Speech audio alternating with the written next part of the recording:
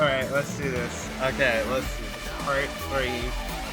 Doing this insane tier list of 200 plus things.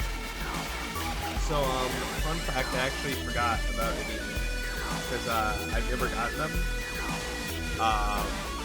That is in the base game. That is Hair of an Abba. I forgot about him because I forgot that he was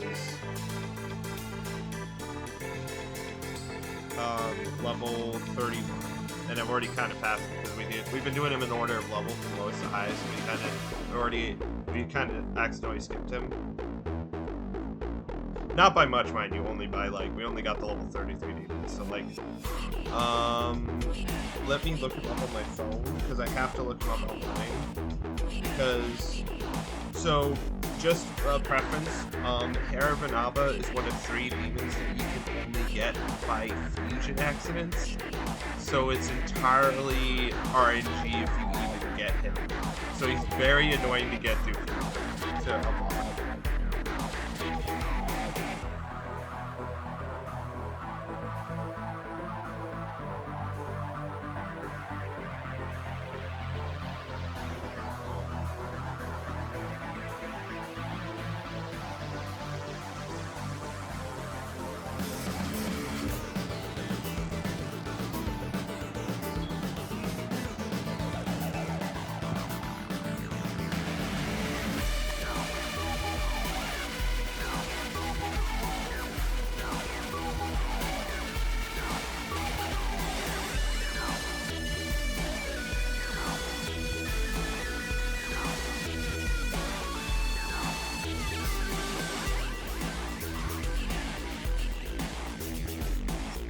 Okay.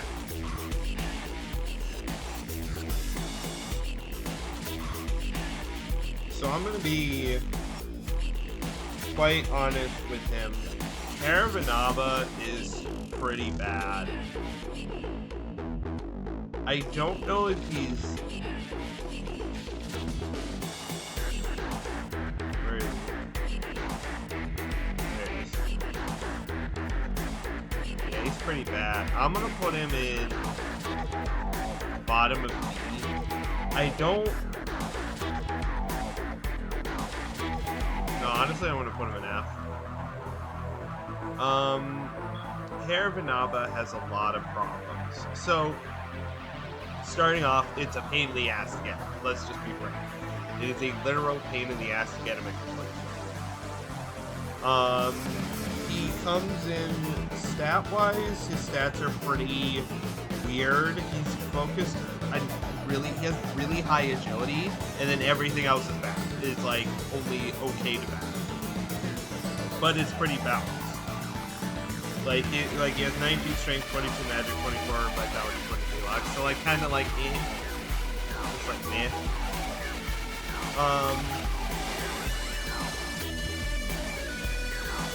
Weaknesses wise, he nullifies light and dark, and is weak to fire, wind, lightning, and ice, which is not great.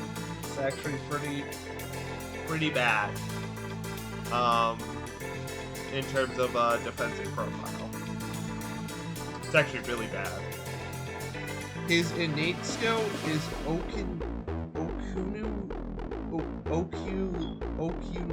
Ninushi's teachings, which basically means which lowers the MP cost of all healing and support skills for Kinitsu demons, which is a specific race of demons.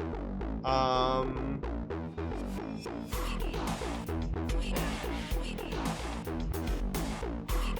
do the other page real quick. Sorry, I'm gonna have to go back and forth a bit with this guy.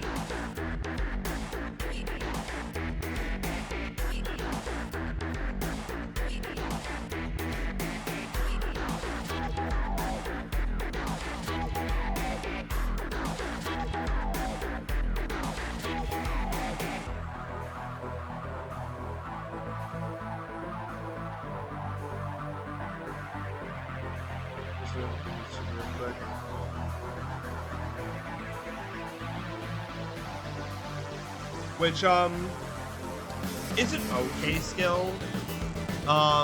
It's very... It's only specifically benefits one race, which does suck. The other bad thing about it is there aren't really any demons around Caravanaba's base level that are Genjutsu outside of one level 37 demon. I will mention that his skill does affect one of the best demons in the game.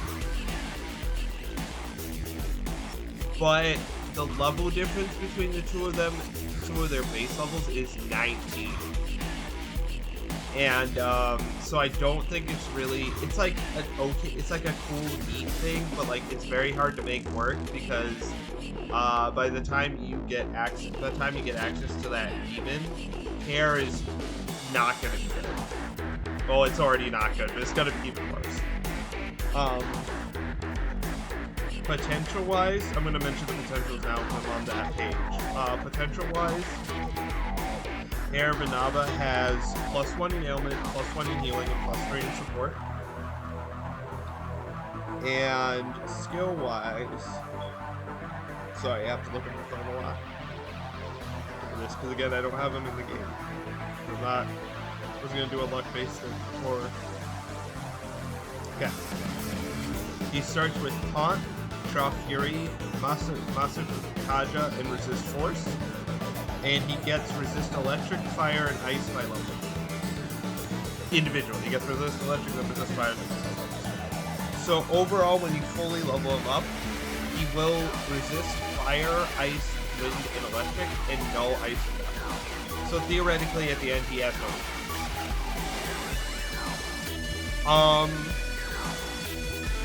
which is nice.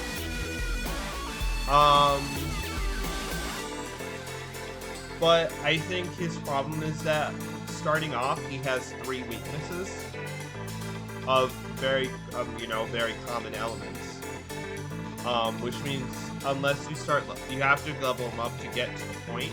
And once you fully level up, I can see a niche where you use Taunt to put enemies to target him.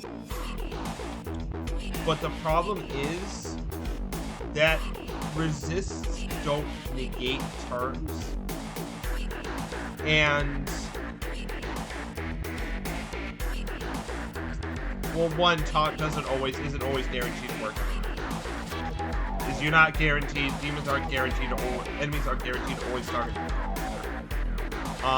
2, Taunt doesn't work for multi-hit party-wide attacks, enemy-wide attacks, so they can just do those.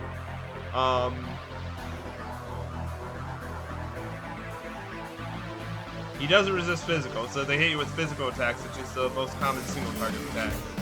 You're not doing anything. The main problem with Hair is he has no attacking moves. His only way to offensively contribute to a fight is to do the basic attack, which is horrendous.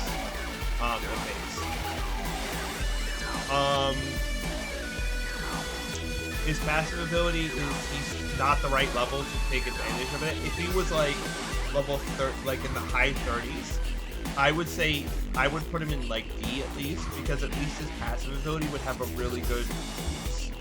Because there's a couple demons of that class around the like high 30s, low 40s. There's at least 2. But he can't really take advantage of his passive. He doesn't have any offensive skills. His only buffing skill is just accuracy and evasion for the whole party by 1. And that's not, and while he has +3, so it is decent, you have a better one. You could just use Serona, who just does it better, because he also raises defense. Or you could use someone else that did it. I forget who. There was someone else that did it. You could use Matador, Red Capote, which raises it by 2. Well, it doesn't raise it for everyone, by 2. And I believe there are other demons that had that like were just better. I'm not remembering off the top of my head. No, he didn't have it. I think Corneus might have had it. I'm not sure. I don't remember off the top of my head exactly. I can, you know what? I can check.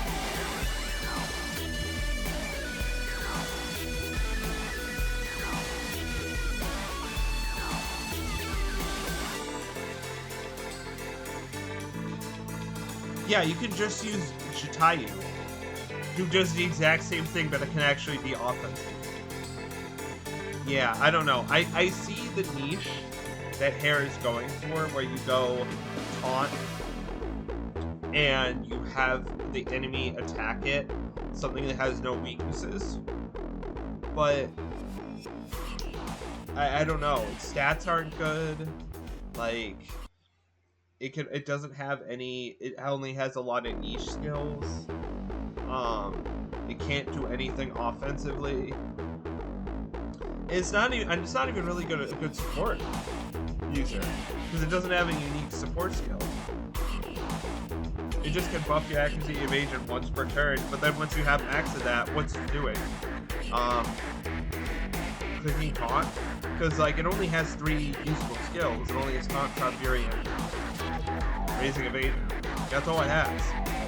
And trap fury is an escape skill, so technically it only has 2 skills you can use in combat, and then the basic auto attack. It's just not good. It's not worth trying to go for, in my opinion. It's cool. You need it for 100% completion, of course, in your opinion.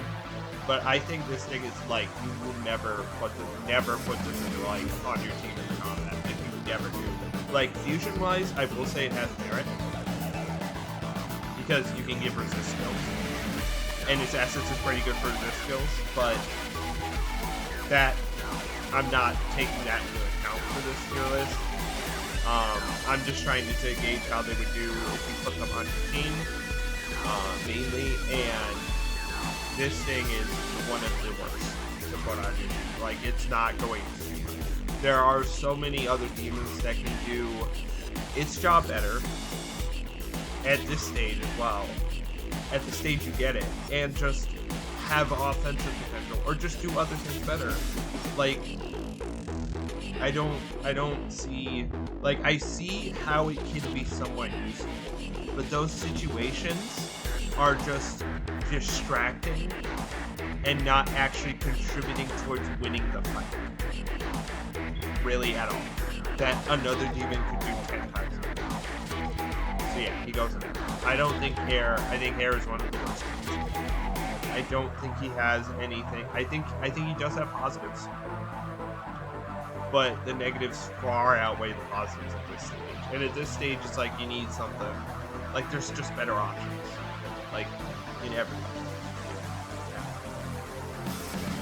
I do think he's better than Basilisk, though. Basilisk has... I don't know what the fuck you do with Basilisk. He at least has a niche. A small niche. But still, it's not the tiniest of niches. But it's not enough to get, like, a higher rank.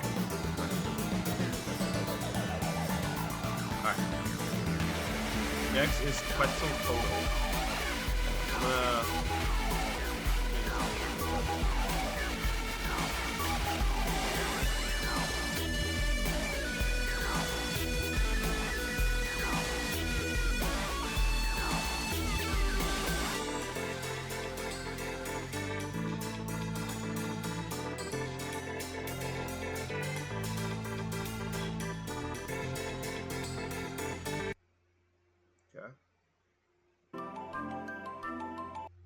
Oh, nice. I just did this. I'm just going to play this song because it's such a nice chill song. Building your online business? Go to Wix.com and set up...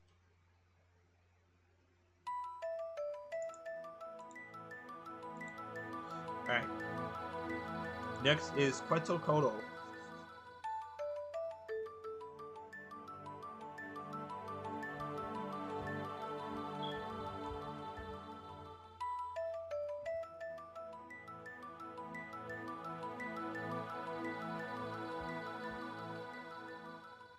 You know what? I'm gonna be frank with this. I think this is at least a B.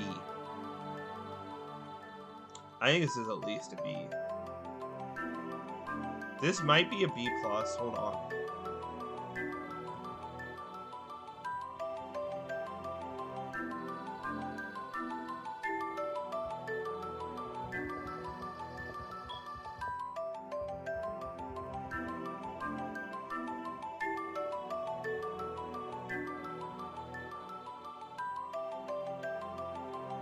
I'm just trying to be very, like...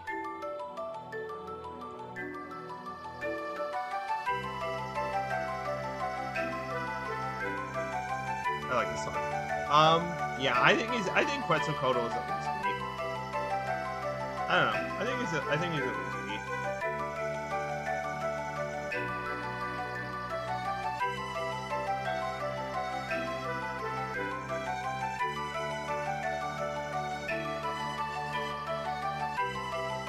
Do I think he's B plus?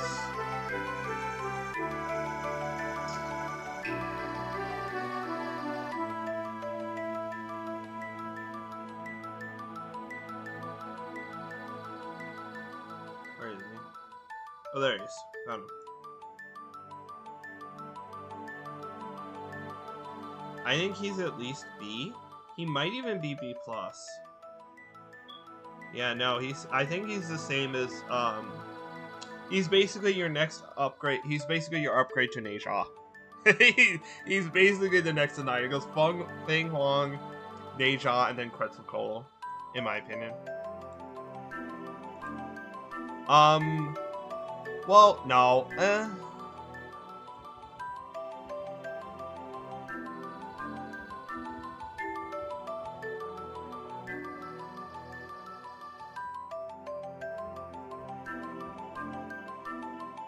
You know what? I'll put him in B just because he does not, like...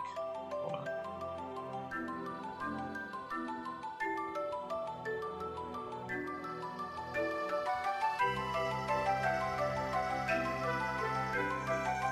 Yeah, no, I'll put him in the same tier. He's basically the new version. Okay, so Quetzalcoatl defensively is immune to fire and weak to lightning. Which, being weak to lightning isn't that bad at this stage. It was way worse earlier, but now it's kind of like, eh. It's kind of like an okay weakness. I mean, having a weakness always sucks, but it's not an instant weakness, so I'll take it. Stat-wise, he's very balanced across the board with 30 in magic, so he doesn't have a really high stat. His stats are kind of just, like, balanced. But he is a decent magic user that isn't, like, low vitality, so I'll take it. His innate skill is while in the active party, all allies' force attacks can crit, which is really nice. It's niche, but if you have a force attack on someone else, having the chance for it to crit is always like nice, because like crits mean extra turns. He starts with Agalio, Zanma, and Fire Pleroma. So he does 20% extra fire damage. So he does 20% extra fire damage. And then he gets Fire Block, Baragion, and Resist Force by level up. So eventually he will get a Resist to Force. Potential-wise, he has +4 in Fire, +4 in Wind, and +2 in Support. And I think overall he's pretty good. He's a pretty good Fire and Wind user. He has Fire Block, although that's kind of like, unless you're fighting like a fire boss, it's not really gonna come into play. Or if you're fighting a boss that has a fire attack and you have a fire weakness demon, it can help, but then you're just constantly using Fire Block. So, overall, having +4 in damage potential is good for this stage. It's great. He does like 40% extra damage with fire attacks, which is insane. So he's basically your best fire magic user at this rate that isn't using unique attacks. I think what holds Quetzalcoatl back is just his mediocre stats. Like at this stage, like 30 magic isn't great. It's like good. It's like no. Hold on, let me retract. His stats are good, but he doesn't have like that wow stat. Like like a stat that just is amazing. He's just balanced. And I think he's pretty good. I don't think he's outstanding in any way, but I think he's just like, if you're using Feng Huang and Neja for your Fire and Wind demon, he's just the upgrade to that. It's like kind of like you're just getting upgrades to him. And I think he's pretty good in that retrospect. Do I wish he got something other than Fire and Wind? Nah. But he doesn't really need it. He specializes in 2 elements, and he has high potential in both elements, so he will do good damage with both, and he will especially do good damage with fire.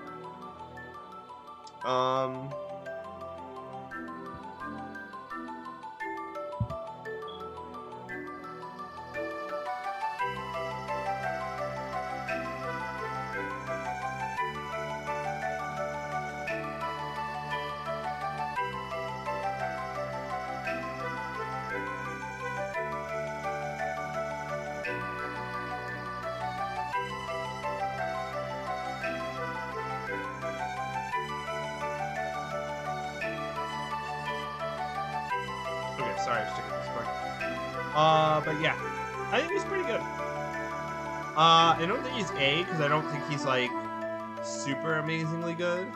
I just think he's pretty, he's pretty good. Well, do I think he's B plus? Oh no, I did put him in B plus. Nah, never mind. Yeah, he's not A, but he's B plus. Yeah, for sure. I was like, did I put him in B? He's like, no, I put him in B plus, right? Yeah, no, he's B plus. I think he's pretty good. He's a pretty good demon to pick on your team. Alright, next is Nekomata. Oh no.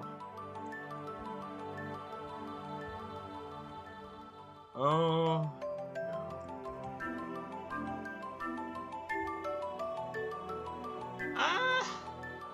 Yeah. Yeah, no, I'm gonna put C. At best. Best I can go is probably C for this. Yeah. Yeah, no, C for this. Let's get Rip Roar and C for me. Nekomata. So defensively, Nekomata nullifies the blocks wind, resists fire and charm, and is weak to ice and lightning. Having two weaknesses sucks. Especially at this point, because we've kind of gotten a lot of demons that only have one weakness in like a block, and Nekomata has two, which sucks. Stat-wise, Nekomata stats are not great. So, 23 strength and 18 magic isn't great at this point. For offensive, Vitality is bad at 20. Vitality's not, yeah, Vitality's bad at 20. They have good agility at 33 and good luck at 29, and that's about it. Their passive is Paw to Paw Combat, which we saw with Cat Sith and Neko Shogun. Which you will, it's a useless passive. I'm gonna be real frank. It's a useless passive. The two previous demons that would have this are way too low level to work with Nekomata, and the next demon that gets this, I believe, is too high level. So Nekomata's just in a really crappy spot for that passive. Skill-wise, they start off with Axle Claw and V-Sai. I believe we talked about Axle Claw. It's 2 to 4 medium physical attacks to random foes. And then V-Sai is raising accuracy. And then they get Palimpa, Damascus Claw, and Wind Breath by level up. I think we talked about Damascus Claw. Yeah, we have. Okay. So we've talked about all the skills before. Yeah, we talked about Wind Breath as well. We see Wind Breath a lot. Potential-wise, they have +3 in physical, +2 in wind, and +2 in ailment. Overall, they're just okay. I think having +3 in Damascus Claw does give them a decent amount of damage. So they can do a decent amount of damage. And they do have Wind Breath as an element, so they do have an extra option outside of physical.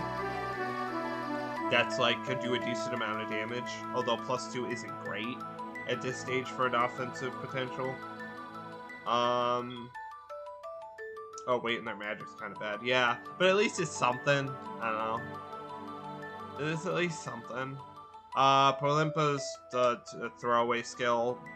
+2 in ailments doesn't really help them, especially with +2 in ailment. You need at least +5 or higher to do something with ailments, and even then, it's like not good. I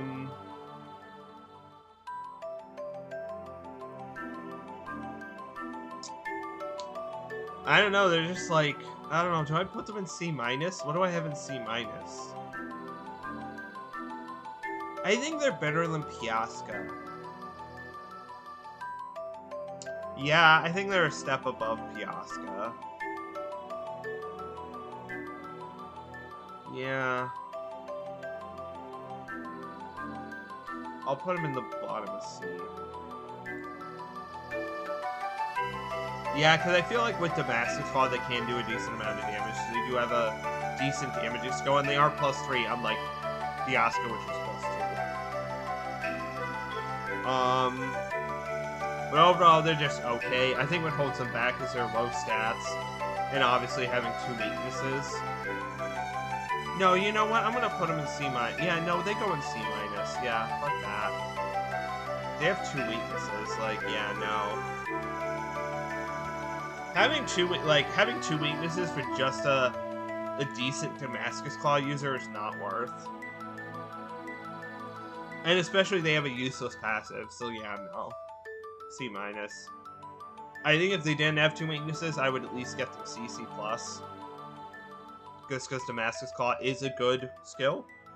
But, yeah, man, 2 weaknesses at that stage. Fucking not good offensive stats. Not even good tanky stats. Yeah, no, just not a very good one. Unfortunately. Sorry to all the people who like sexy cat girl. I don't know, she's not good. It's not very good in this game. Alright, next is Karasu Tengu.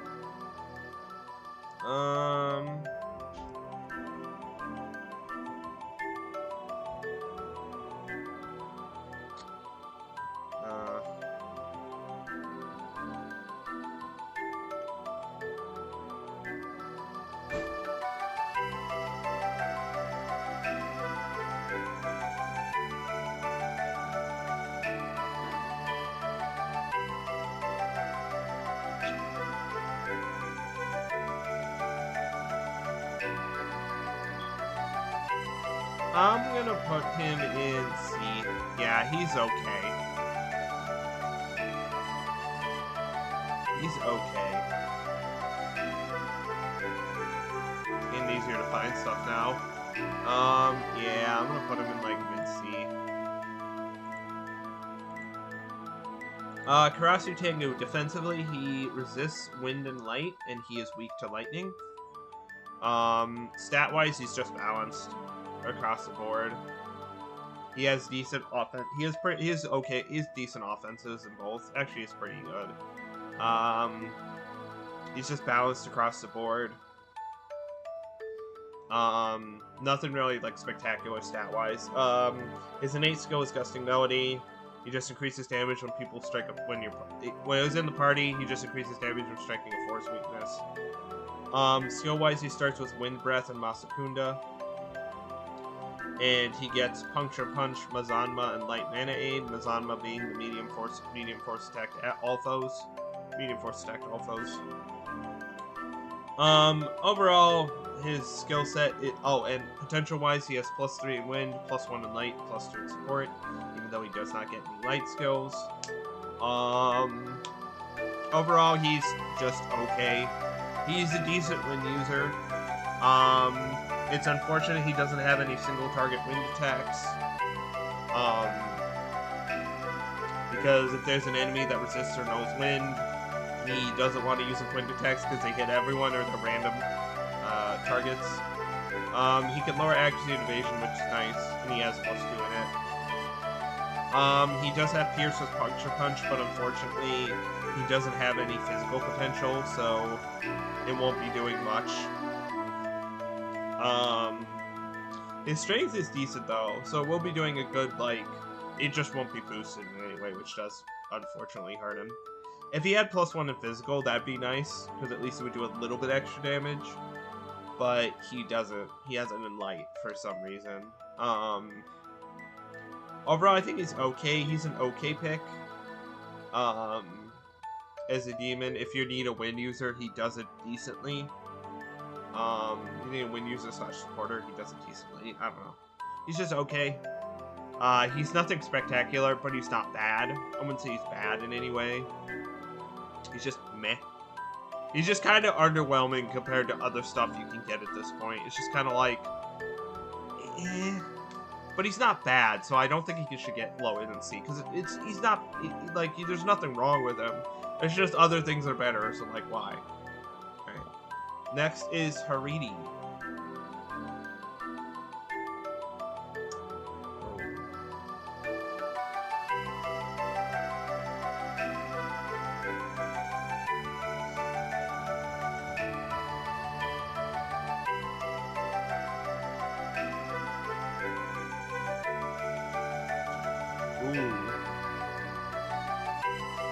Okay, Haridi. I think Haridi is actually C.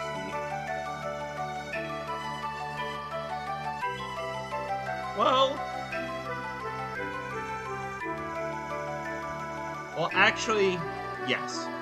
She is C. Yeah, no, I'm gonna put her in C. Haridi is C. Yeah, kind of not blowing, kind of just like getting the middle of the road ones recently. Like last video, I noticed that like for all the previous ones, for all the last ones, it was kind of like like kind of like meh across the board. We started off with a bad one, and we've had only one to get above like C, and that's Quetzalcoatl. We'll get more above C soon. Haridi.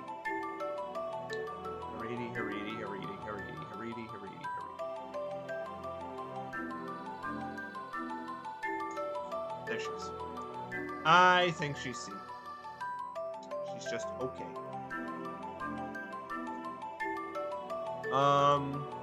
Defensive-wise, she's weak to wind, resists sleep, and nulls dark.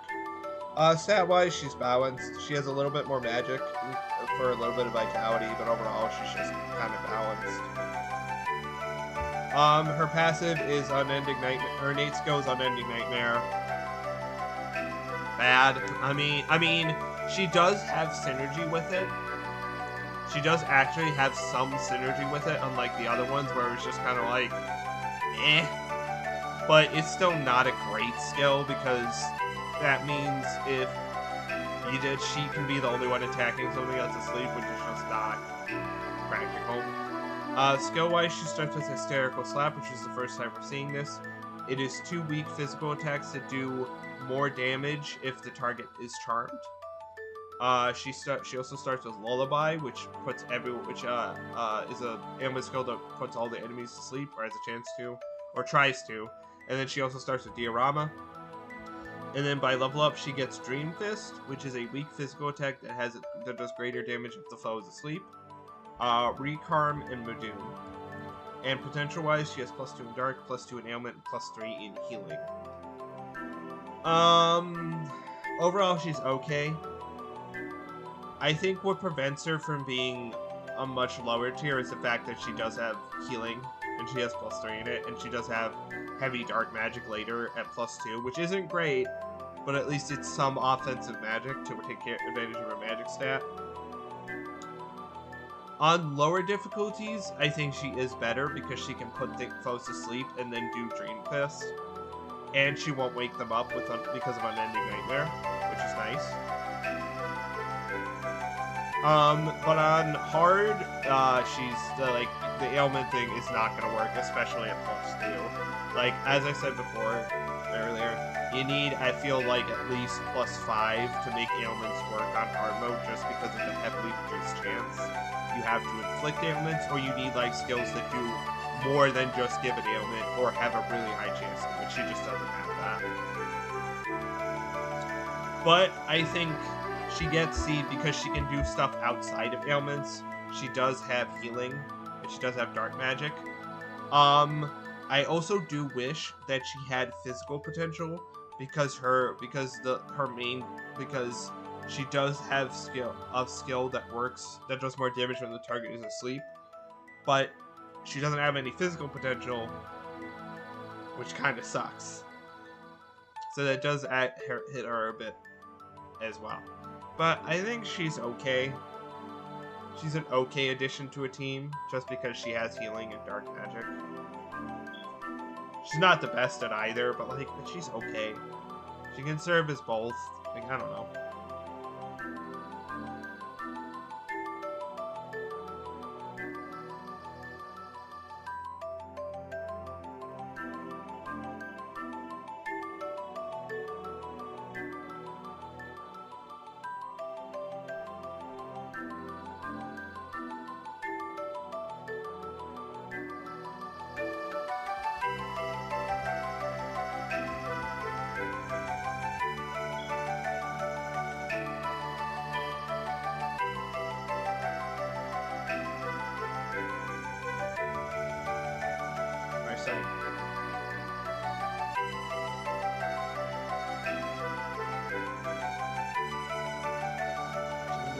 quick.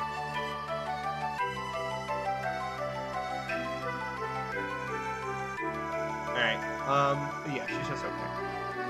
Next is Satanta. Satanta.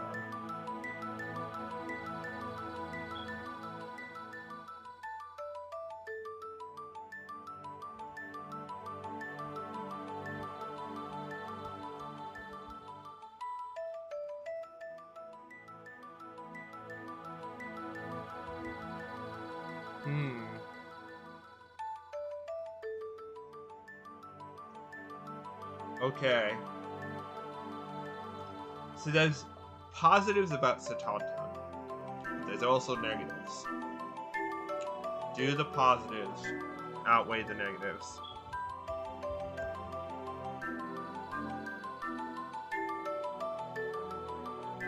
Yeah, I'm gonna put him in B. I know this is gonna sound strange, but I'm gonna put him in B. I don't think he's any higher than B. I'm gonna be honest. Well, is he B minus? I'm gonna put him in high B minus.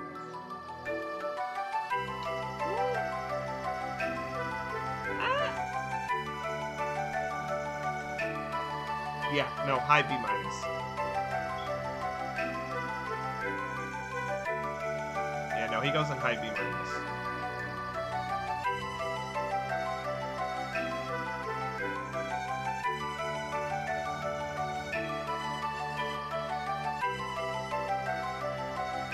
Where'd he go? Oh, there he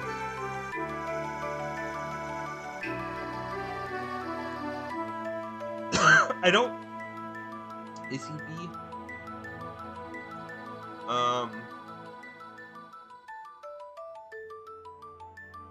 He does have probably the best physical skills at this point.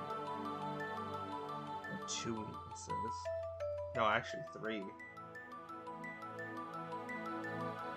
And no Pierce. Yeah. B minus. Alright. Satanta. Defensively, he blocks wind. He resists steel. But he is weak to lightning, dark, and confusion. Being weak to mystical magic sucks. Being weak to multiple things also sucks. Stat-wise, he has great strength, and everything else is balanced. His innate skill is Surrogate Guardhound. While in the active party, critical hits will deal more damage for user, and Avatar, Holy Beast, and Wilder demon allies. So basically, he has an increased crit damage modifier, and so does every demon that is on the field. All demons in your party that are Avatar, Holy Beast, or Wilder race, which is pretty good. His innate skills are Fatal Sword, which is a medium physical attack that has a high chance of landing crits, and Death Bound, which is a medium physical attack to all foes. And he learns Fangbreaker, Mazanma, and Acrobat Kick by level up. Acrobat Kick, I think is the first one that gets this, is a weak physical attack that always crits. Potential-wise, he has +3 in physical, +1 in wind, and +2 in support, even though he doesn't get any support skills.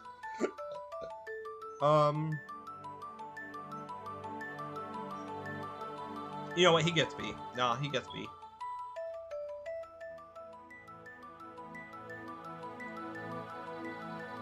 No, he gets B. I think he gets B. I might put Fortuna in B minus because honestly, they're kind of frail. Yeah, I'm gonna move Fortuna to B minus. I'm gonna be frank. Well.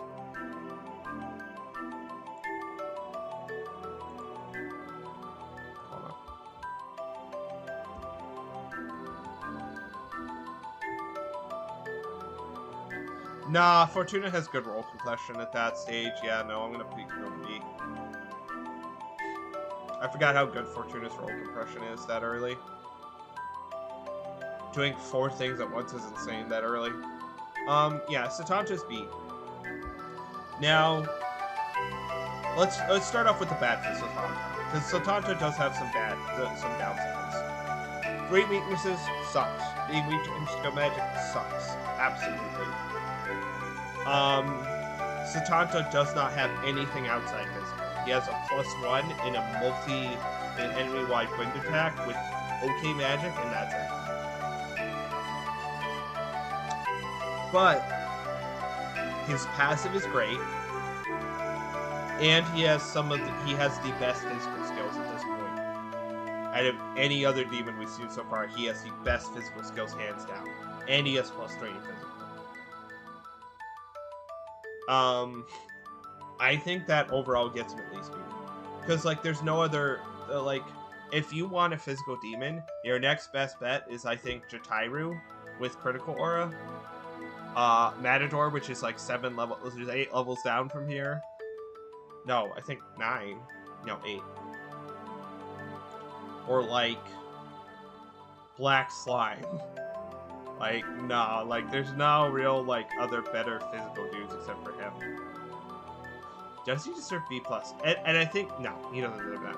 I think what keeps him down in B is being weak to 2 magics, one being insta-kill, without a really good trade-off defensively, because he only knows wind, and there's no real good trade-off other than being like a good physical user. And I think he is good. I think he does deserve B, but I don't think he gets any better than B because his defensive profile just isn't good. His potential's outside of physical aren't good either. Oh, hi, Scotch. That's my dog. Yeah, no.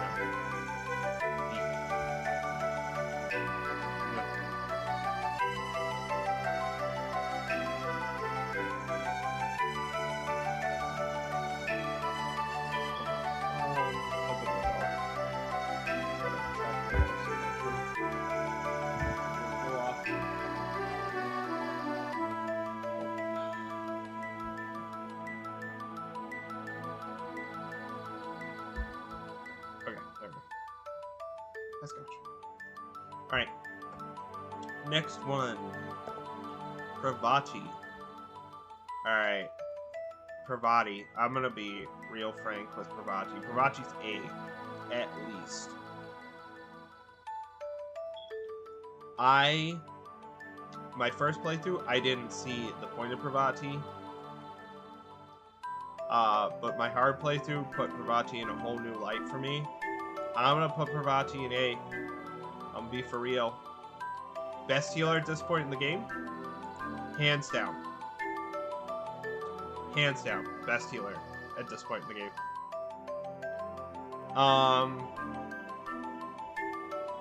Defensively, she is immune to confusion. She resists light and ice, and she's weak to fire.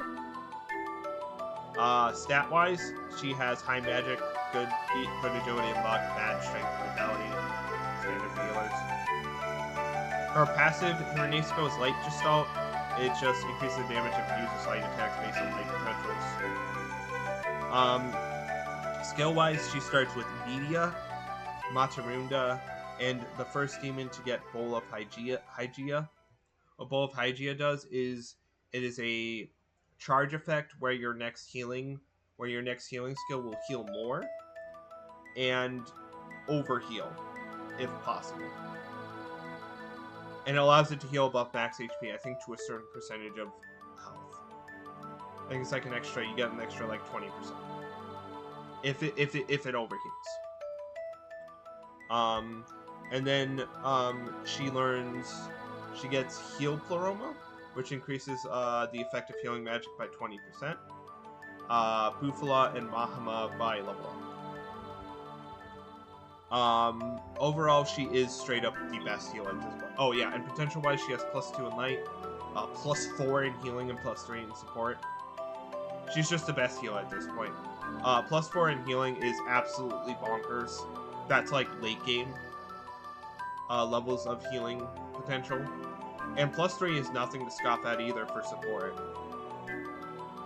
She gets offensive magic with Bufala and Mahama, although Mahama is not a great offensive magic, and it's the one she has potential for, unlike Ice, which I wish she had Ice potential.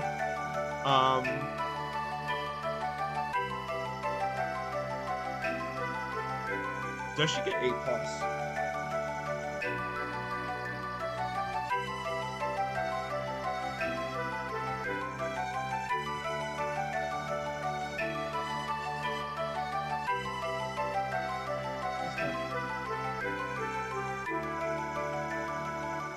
I'm trying to think.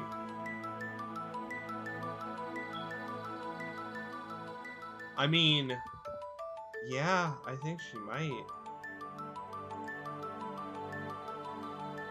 She might be the second demon to get A+, in my opinion.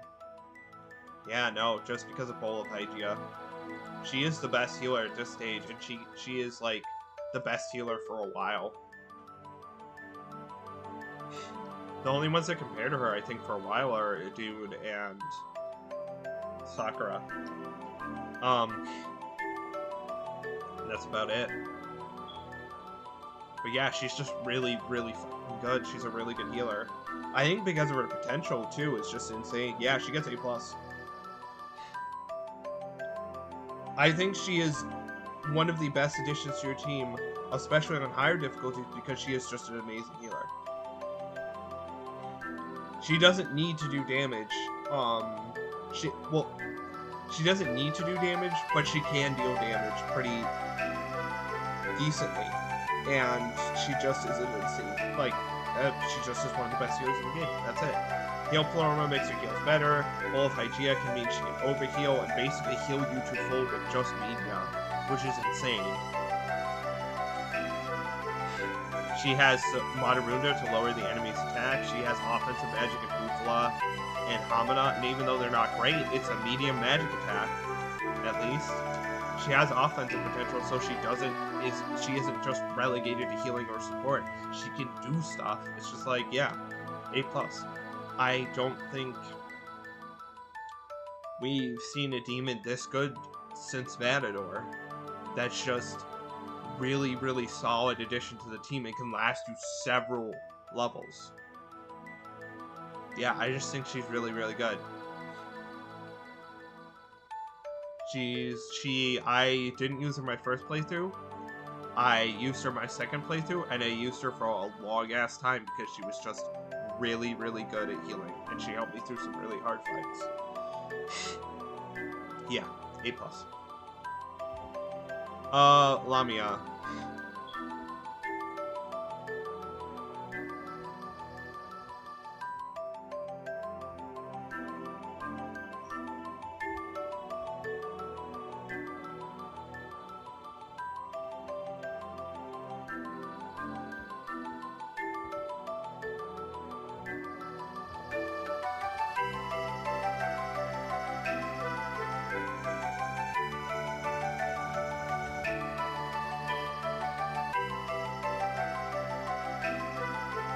Hold on.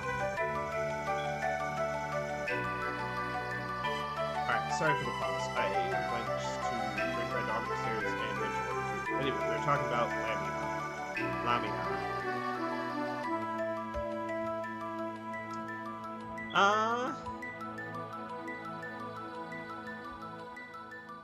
C+. I mean, yeah. C+. I'll put it in C+. Okay.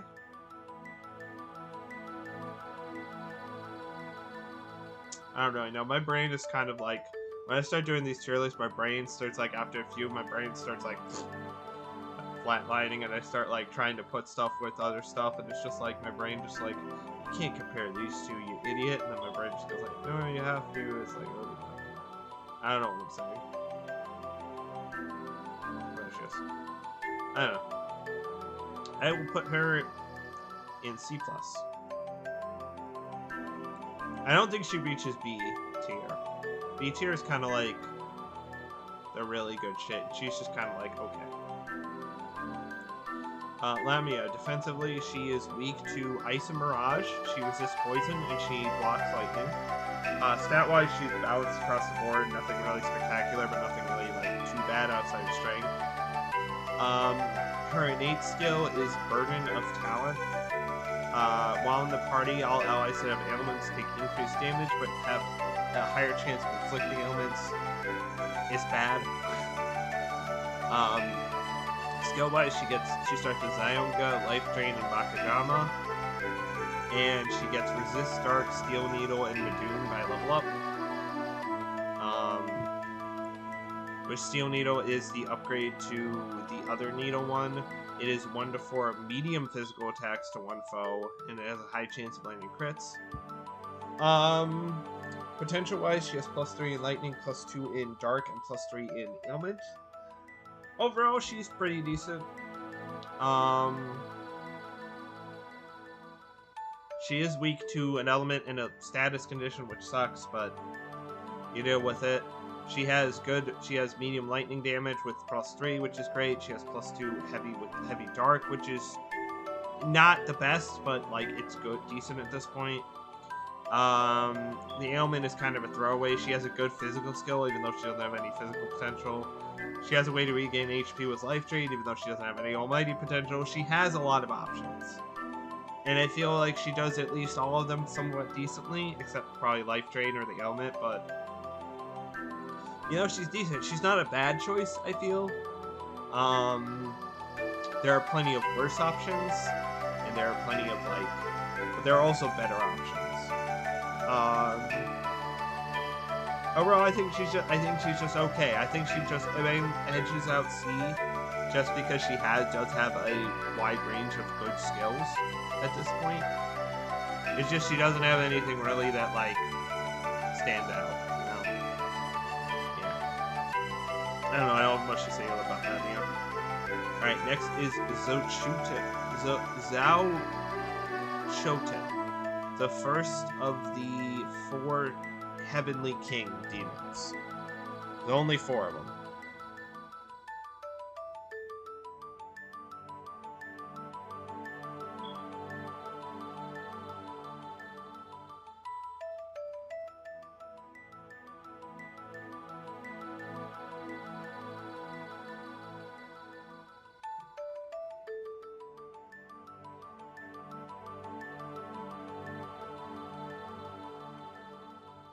Sorry, I'm checking something on Discord real quick.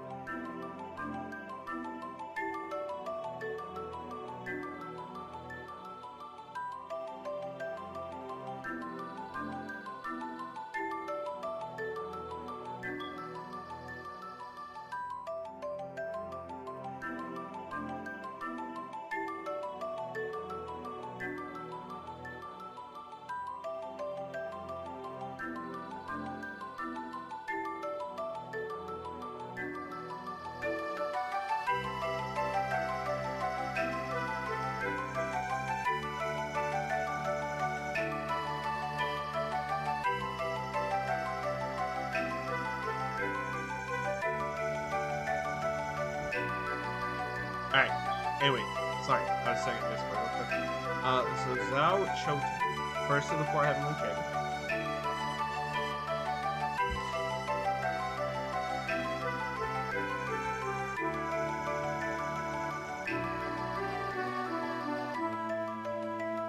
Alright. Wait, what? Okay. I think I got it. Okay, he's a B. He's a solid... Oh?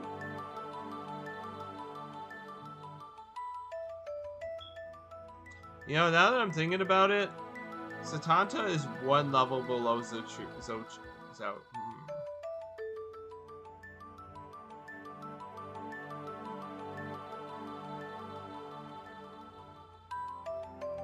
But he has a better... Okay, yeah, no. Okay, so Zhao-Choten. I'm gonna put him in a solid B.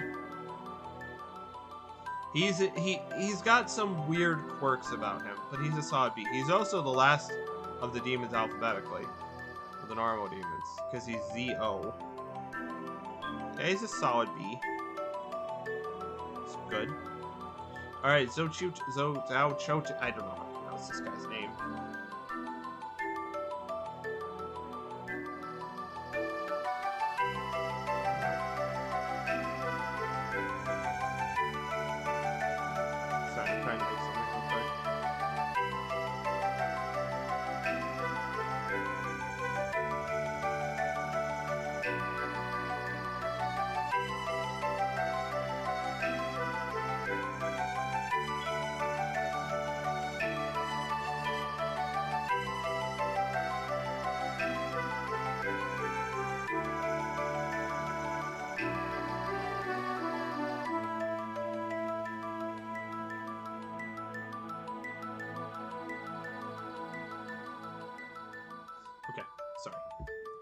Alright, sorry. I'm like someone's responding to me on Discord, so I'm trying to like do both at the same time. It's not going well.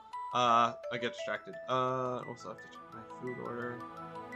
Okay, we're good on that. Okay, so is that Cho Yutin? B. Yeah, B. Alright. So him. Defensive wise, he is weak to wind, and blocks light. Stat wise, he's very balanced across the board, specializing more in strength and vitality than magic. The only low stat I think would say at this point is agility is a little bit low. But yeah. His innate skill is 4 Heavenly Kings. Raises all his stats by 2 for 3 turns when a demon with 4 Heavenly Kings is summoned from the stock. He is the first demon to have this innate skill, and he shares this with 4 other demons. The other 3 Heavenly Kings. It's a niche skill. It's good if you're doing a Heavenly Kings team. The only problem is Zhao Shoyutin is the lowest level of the 4, and I don't think there's another one near his level for a while. So he's kind of the worst one with it. But like if you're doing, I guess it can be a niche thing if you have like, if you're doing it, but he's just not very great with it. Other than that, it's a decent skill. He comes with 4 skills to start off with. Fatal Sword, medium physical attack that has a high chance to crit. Zonga, which is a medium electric attack to all foes. He gets Charge and he gets Electric Block. And then he gets Dream Fist, Mara Kukaja, and Puncture Punch by level up. And then affinity wise, he has +4 in physical, +3 in light, and +1 in support. Overall, he's a pretty damn good physically attacking demon. He has Fatal Sword, which is one of the best physical skills at this point. He has Pierce physical at +4 and +4 to boot in both of those, which is insane. He has Charge to make his physical attacks do way more damage, which is also great. He can support by buffing the defense of your team. He can block electric attacks, which is kind of useful for him because he doesn't himself resist electric. So it's not really a thing where it's like he's blocking something he himself resists. He's doing something to help himself and the team, which I think it gets a little bit more points in my eyes. I'd say his downsides are his stats are kind of just mediocre. There's no real stat that's like super great. Even his strength is just kind of like okay. It's just like good. His innate skill is just kind of useless for the most part unless you're doing specific demons, and there's only 4 and they're all much higher level than him.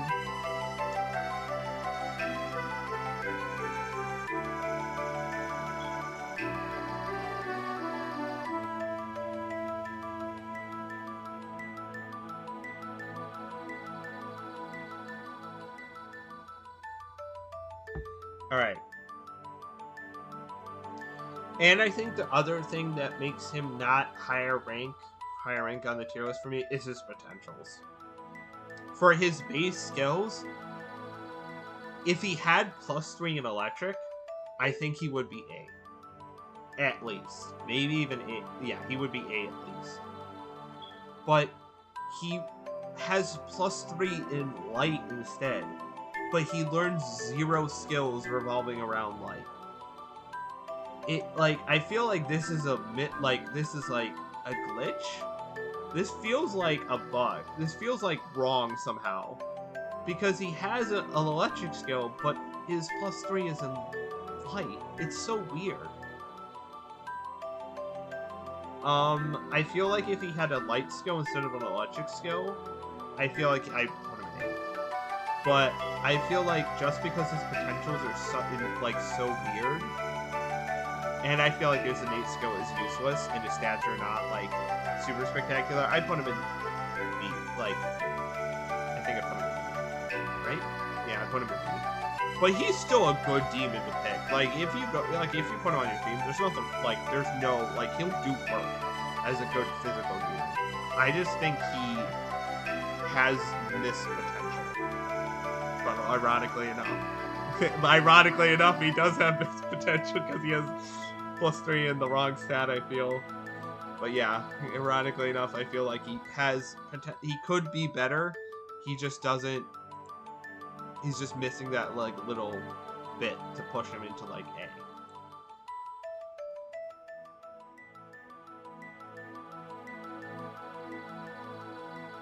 That makes sense.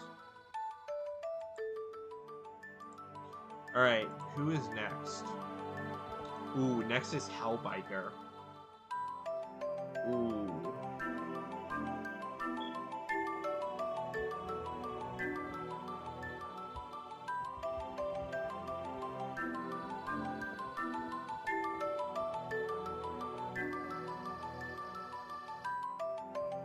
Okay. Hellbiker.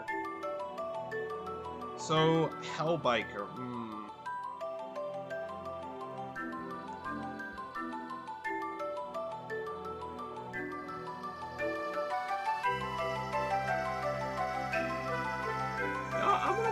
I'm gonna say put him in.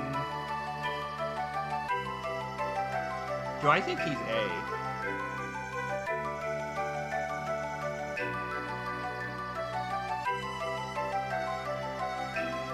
Yeah, I'm gonna put him in A. Just because of one thing that I find really fucking annoying about him. Yeah, I think Hellbiker is A. I think Hellbiker is good in this game.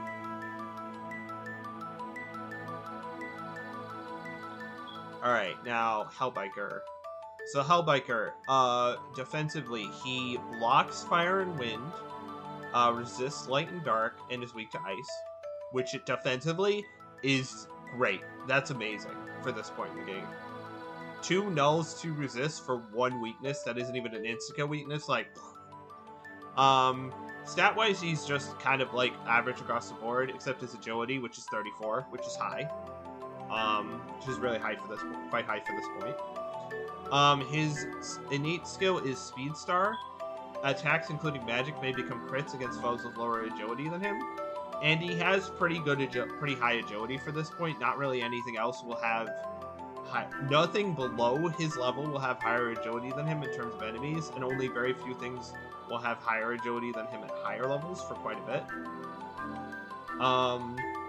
So he just has a chance to crit on everything, which is nice. Which does help him.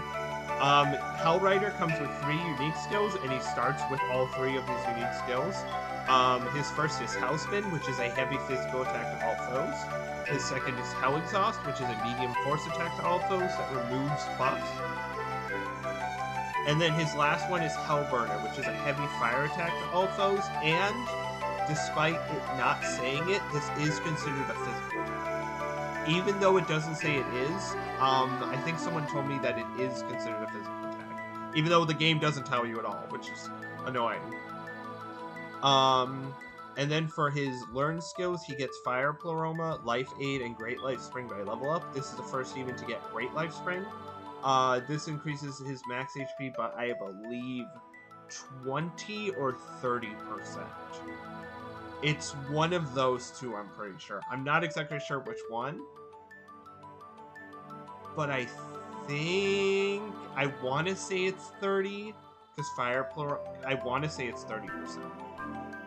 Because the Great Pleromas, I think, are like 35% increased damage. So I think it's 30% for Great Life Spring. Or it might be 20.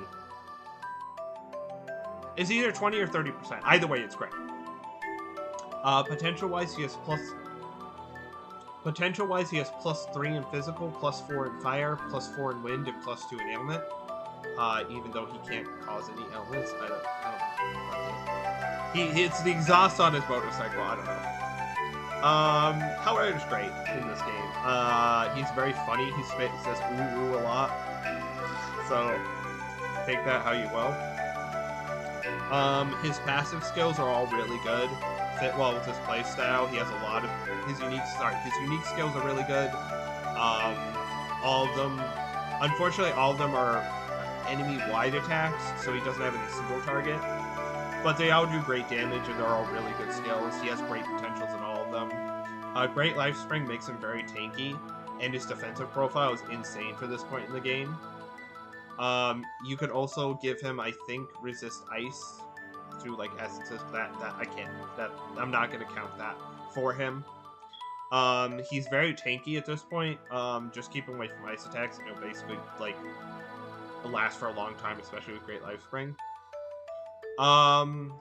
And his passive is pretty good. It basically gives him a chance to crit on everything, including his magic skills, which is great. I'd say his one downside is that he is a mana glutton. All his unique skills, which are his only ways of dealing damage at base, take at minimum 25, max 32, and he does not have much mana, so he can only really attack basically up to 5 times before he's tapped out a mana, which sucks. Which does suck. So he is a mana glutton, which I think does keep him out of A+, in S. But I think overall he's a fantastic demon. Does good damage, very tanky. Just a great addition to the team. And he does really good fire damage because he has Fire Clone, so he gets like an extra 20% on top of having +4 potential. So this Hellburner just does a crap ton of damage. I will also say a slight negative. Life Aid is very useless on him. I'd rather he have something like Mana Aid it would also be useless, but at least it'd be something to like navigate his mana issues. Like Life Aid does nothing for him because it's just after battle you heal a little bit of HP. Great. I can just like warp to a save point and heal myself for like $10. And money is not stringent enough that you can't ever heal yourself whenever you need to. So yeah, no, it's just, yeah. But I think overall he's a fantastic demon and well worth putting on your team. He's really, really good.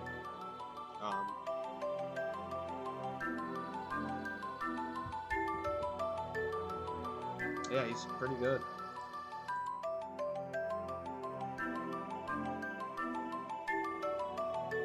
Alright.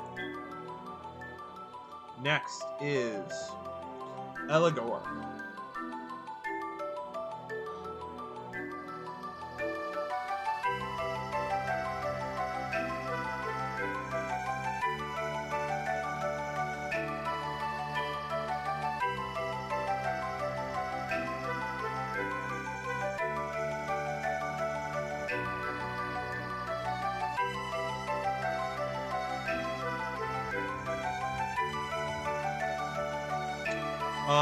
Eligor.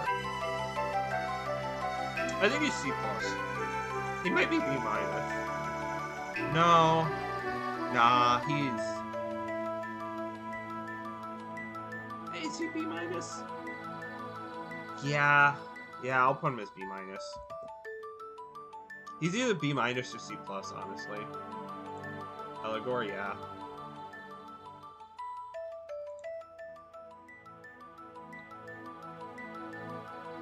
I'm torn between which one to put him in. Arguably, he could go in either. Like, honestly. He could go in either. Because I think he is a step above Barrett.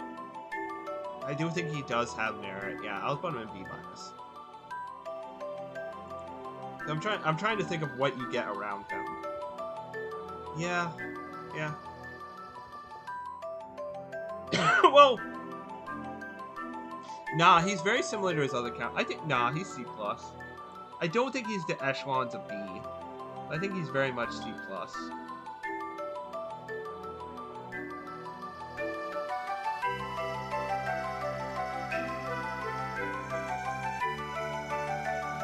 think he's very similar to Barrett. I think he's better than Barrett at the Savory down. Alright, Eligor. Okay, defensively, he blocks fire, resists dark, and is weak to lightning. Stat-wise, his stats are...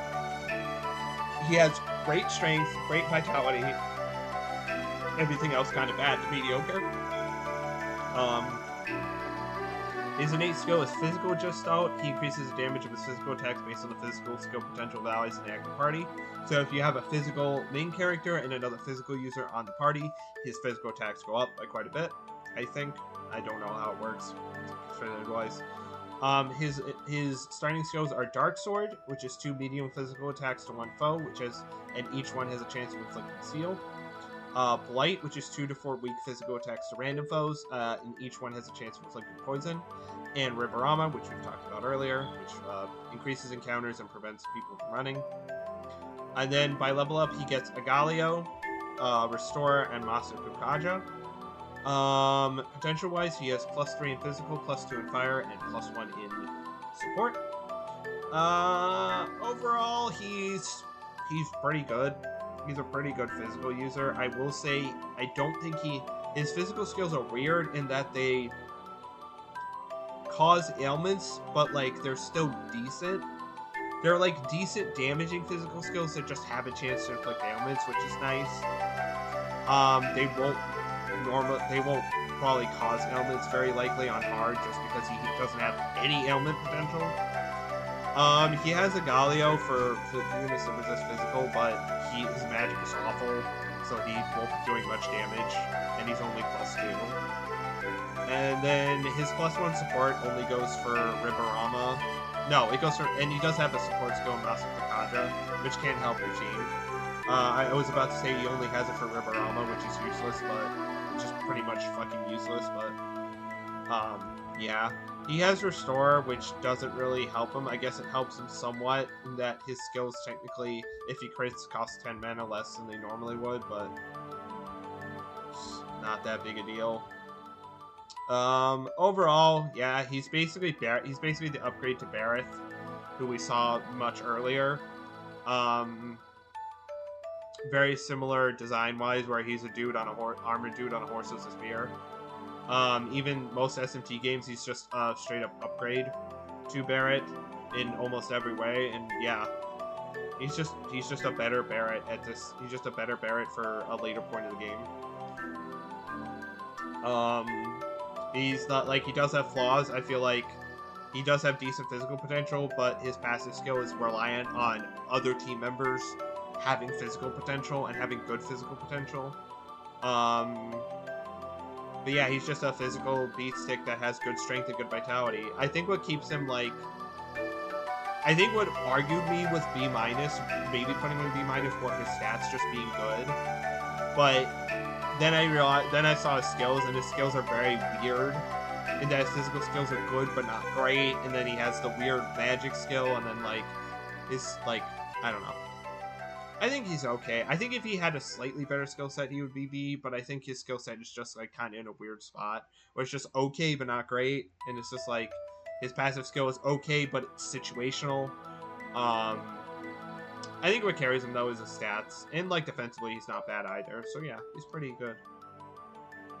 He's a fine choice. I think anything like, I think like C+ and above is like, I think like B and B- and above are good choices for your team. And I think like C stuff is more like kind of niche-ish, but like still like okay. They're like okay options, and he's a better version of a better okay side. All right, I was rambling for a while there. All right, let me see my food if I need to get up.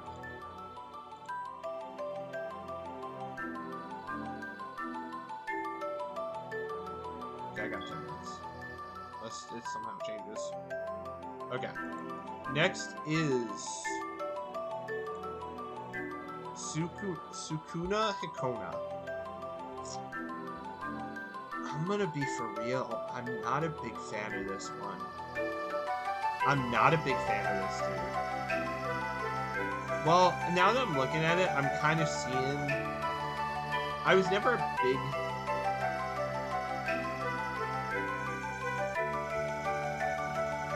Yeah, he's really weird. He is a special fusion.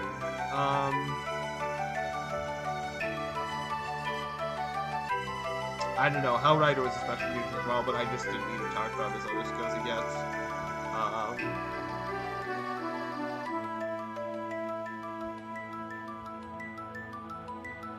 Yeah, I'd say he's like B minus. Yeah.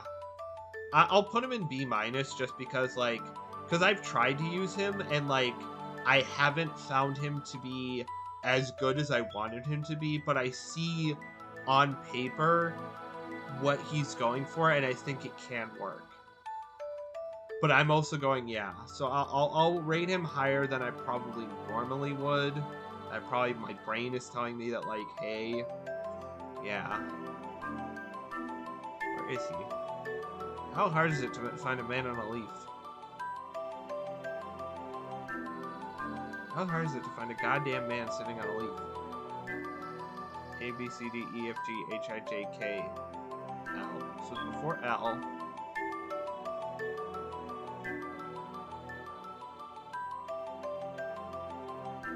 Where is he? Did he start with L?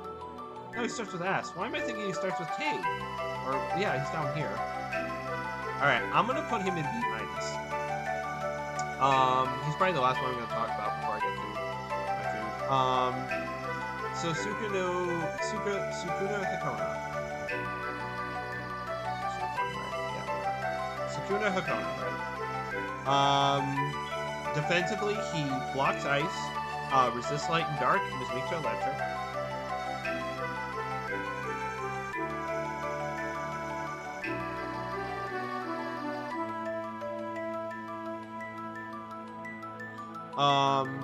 Stat-wise, he's mediocre across the board, average.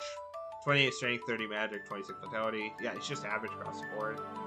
His innate skill is Nation Builder. When casting a buff on an ally, ailments may be cured. It's okay. I think it's like...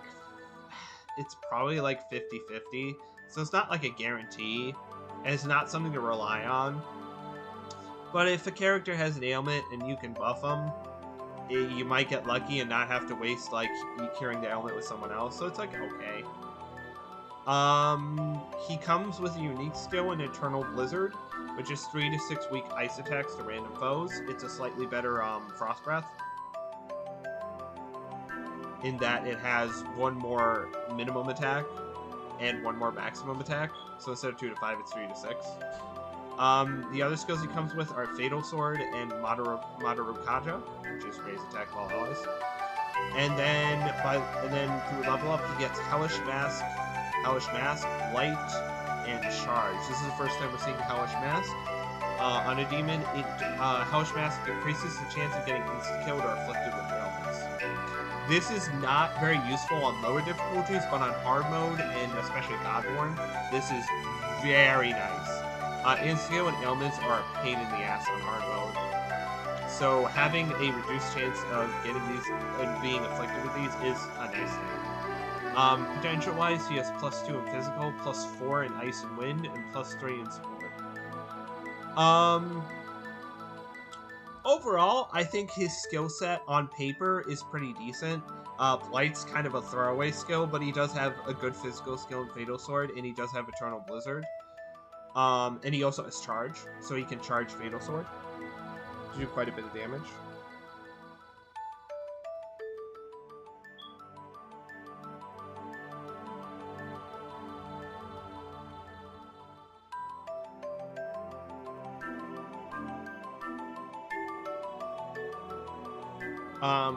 Yeah, sorry, I was trying to just go. So you can do quite a bit of damage when he wants to. With charge and all that. Hellish Mask does give him a resistance to ailments and all that. I think what holds him back is he doesn't have a single target ice skill, which sucks. So against multiple enemies, his main ice attack is completely random, it might not hit the targets you actually want to hit, and it might all just focus on one person. And I think overall his stats are very mediocre across the board. So it feels like, I don't know, when I used him, it felt really weird to use him. Like, it felt like I wasn't doing as much damage as I wanted to. And I think another weird part is that he has a +4 in wind, but he learns no fucking wind skills. why does he learn Blight and not any wind skill? If he learned just one wind skill, he'd be amazing, but he just doesn't. Let me see if you can get it through fusion, like a wind skill through fusion for him.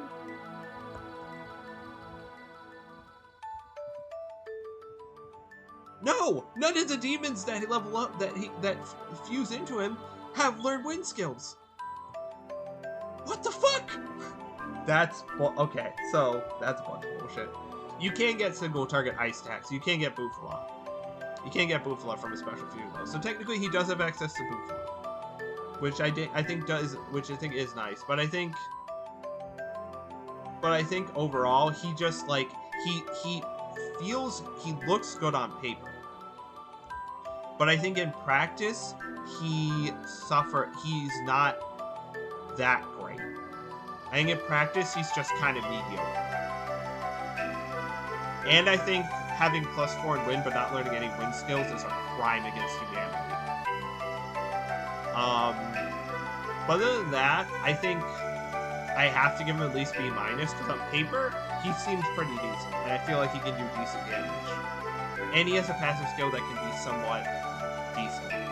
But I think overall, he's just kind of like in this weird, like, good but mediocre good spot. If that makes sense. Yeah, that's basically how I think of him. Because, like, through personal use, I didn't find him that good.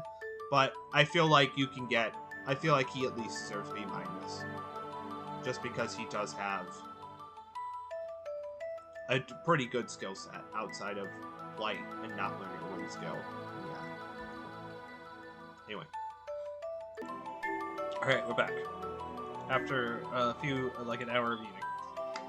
Didn't care dogs. Anyway, next person is Artemis. I think Artemis is a very easy one to place. Artemis is definitely the first S tier on the list. Artemis is insane, but we'll get into it. So, defense-wise, Artemis is weak to fire, resists light and dark, and blocks ice and electric. Stat-wise, they're pretty good across the board. 36 strength, 31 magic is great. Only low stat is vitality, 24. Vitality is a little bit low, but that's fine. Their passive innate skill, is impenetrable purity. When user guards or has defense raised by 2 ranks, pierce effects will be nullified.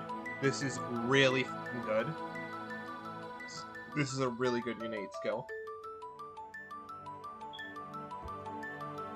Negating pierce is insane. Artemis also comes with 3 unique skills, and she starts with all 3 of her unique skills. The first one is Astral Saint Strike, which is 15 weak physical attacks to random foes.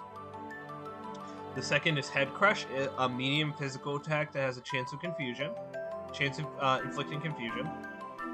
And the last one is Somersault, a weak physical attack that lowers their defense by 2 ranks for 3 turns. And then she also starts as Mata Rakaja, which raises attack of all allies. And then she gets, by level up, Mabufala, which is a medium ice attack to all foes, Lullaby, and Ziodyne, which is the first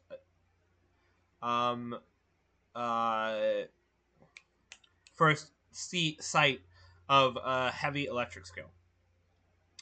And then potential-wise, she has +5 in physical, +3 in electric and ice, +2 in support, and +1 in ailments.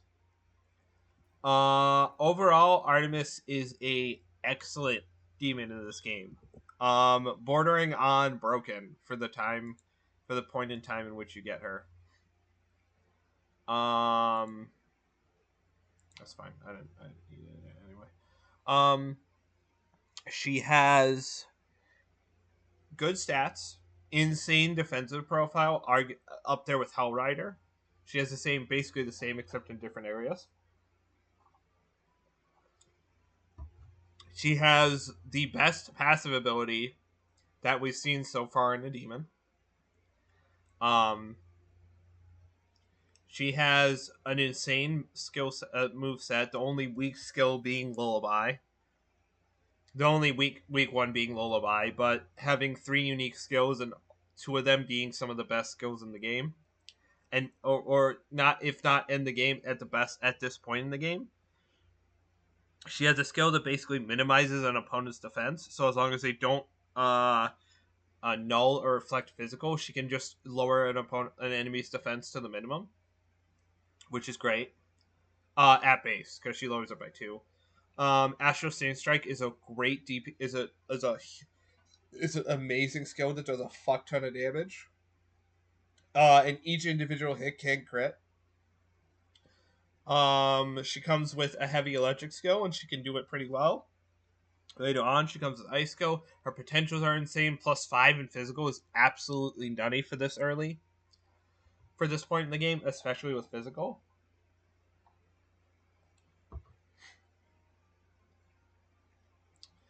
And yeah, she just has basically everything you would need.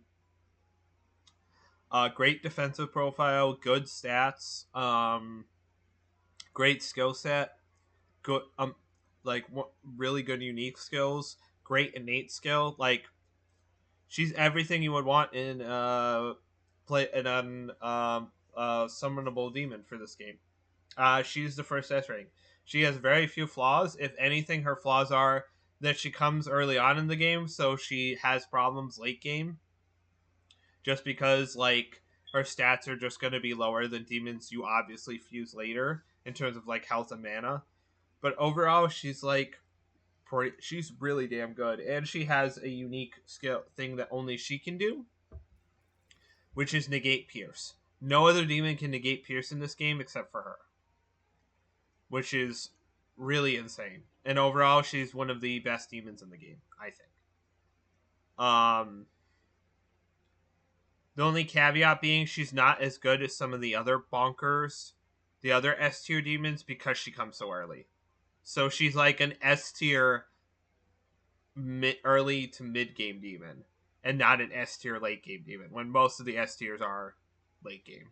But yeah, she's really, really good. Insane. Just absolutely nutty. Alright. Next demon is Succubus. Succubus.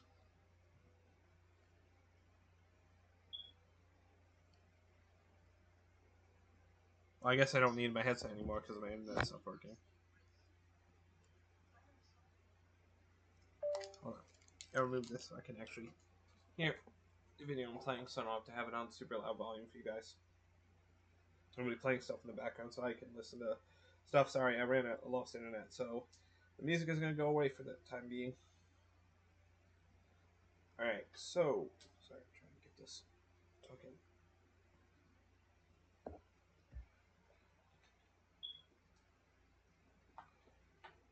Okay.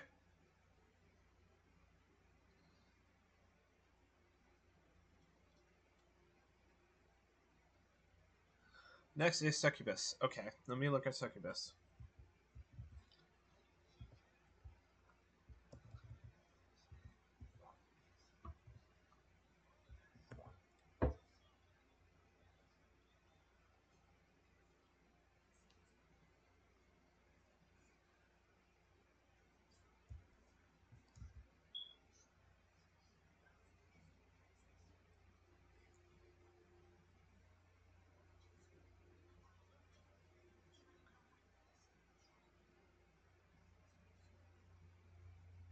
I'm going to do her C+. I think she's C+.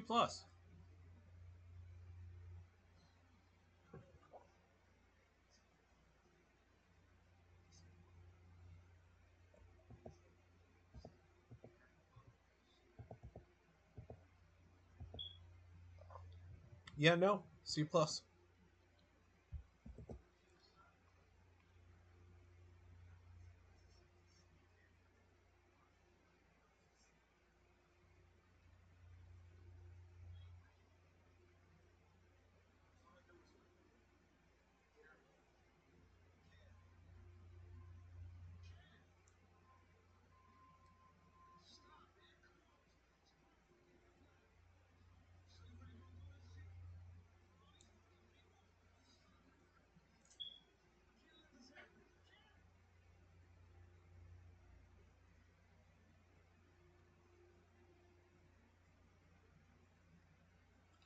Well,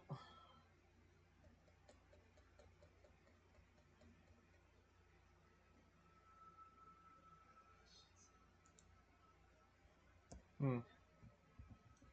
Yeah, no, she's already just no C. Sorry. Actually, no C plus just because of the +4.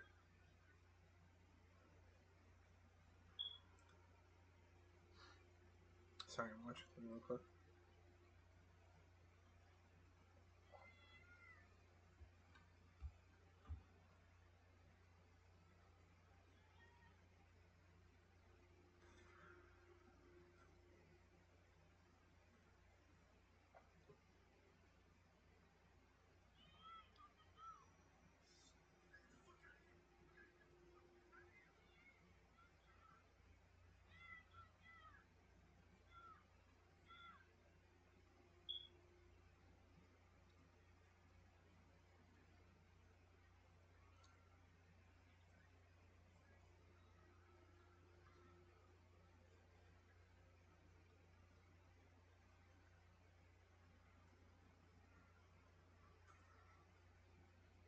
Okay, sorry, I got distracted.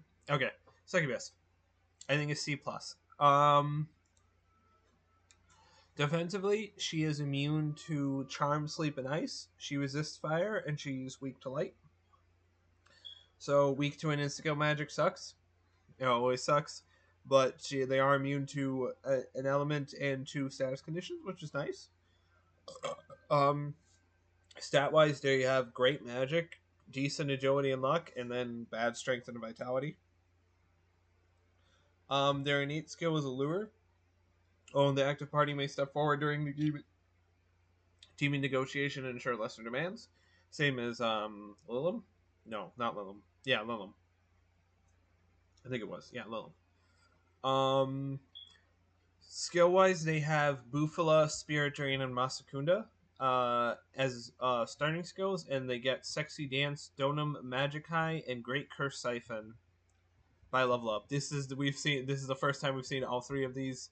Level up skills. Sexy Dance is charm, but against all enemies. Charm, but against all foes, basically. Donum Magic High is basically concentrate, but you can give it to another ally. So you can give an ally concentrate if they don't have it. Can't learn it. And Great Curse Siphon is no wait, we've seen Great Curse Siphon because I was on Dice Dojo. Yeah, it's basically plus 20 MP when you inflict an M1 on someone. Which if you do get it with Sexy Dance, you do get all the cost back. And then potential wise, she has +4 in ice, +4 in ailment, and +1 in support. Overall, she's decent. She's a pretty good ice magic user, but outside of ice magic, she doesn't have anything offensive. Spirit Drain only takes MP. It cannot ever deal actual damage.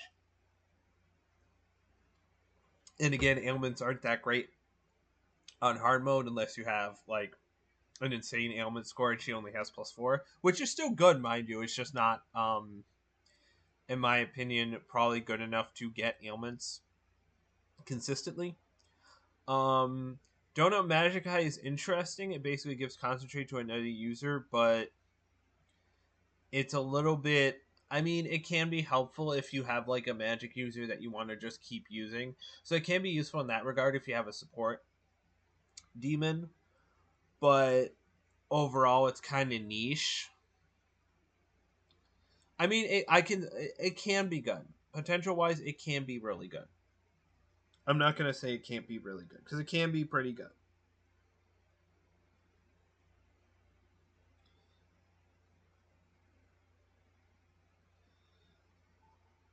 Like it can be a good skill, and it can be really helpful. I just don't find it that great.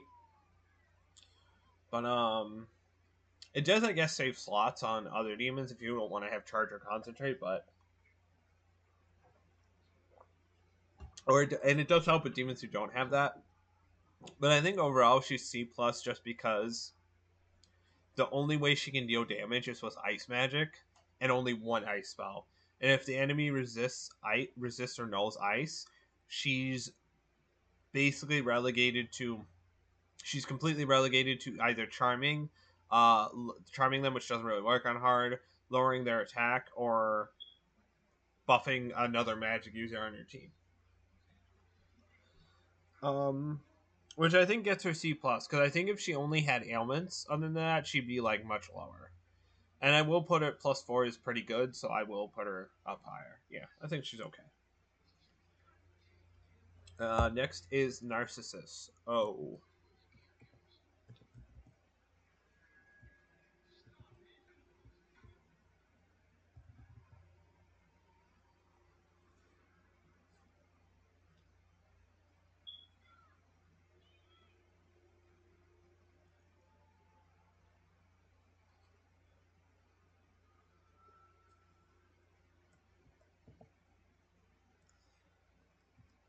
I think this is like C.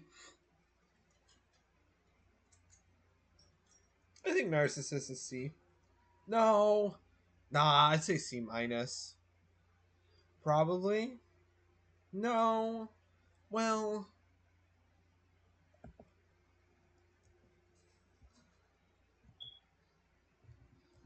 Yeah, no.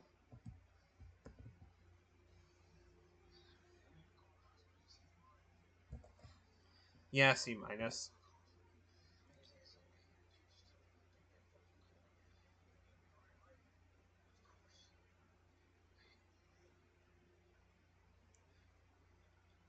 C minus or C? Um, maybe low C. I think high C minus.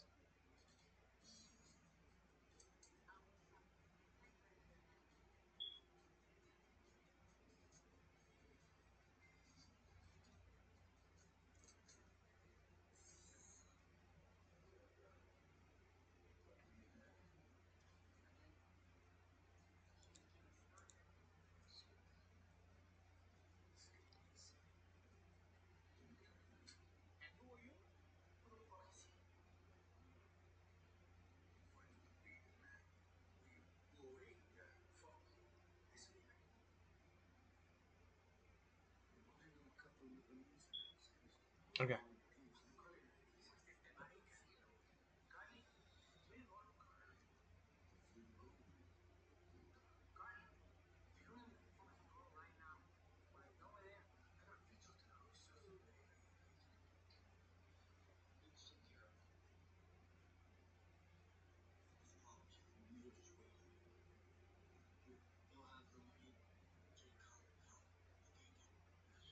Okay.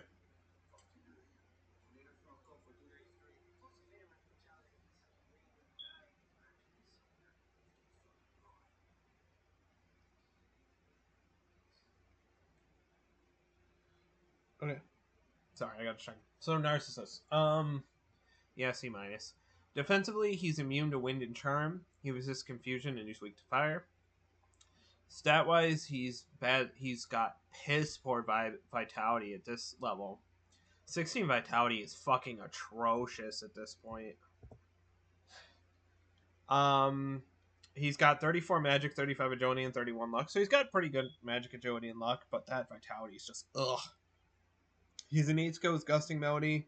All in the party, he increases damage from striking and force weakness for everyone, which is okay. Um, his starting skills are Sexy Dance, Tentarafu, and Hellish Mask. Tentarafu being a chance to inflict confusion to all foes.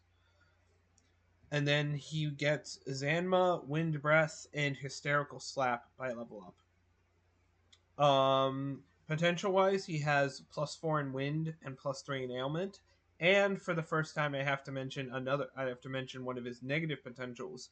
He has -2 in Physical, because he learns a physical skill in a Hysterical Slap. Overall, I think he's pretty bad. He's not very good. Now, the reason why I put him in C minus is because he has +4 in Wind, a decent magic stat, and Zanma. And that is the only reason why I put him in C minus, is because he can be a decent wind damage dealer.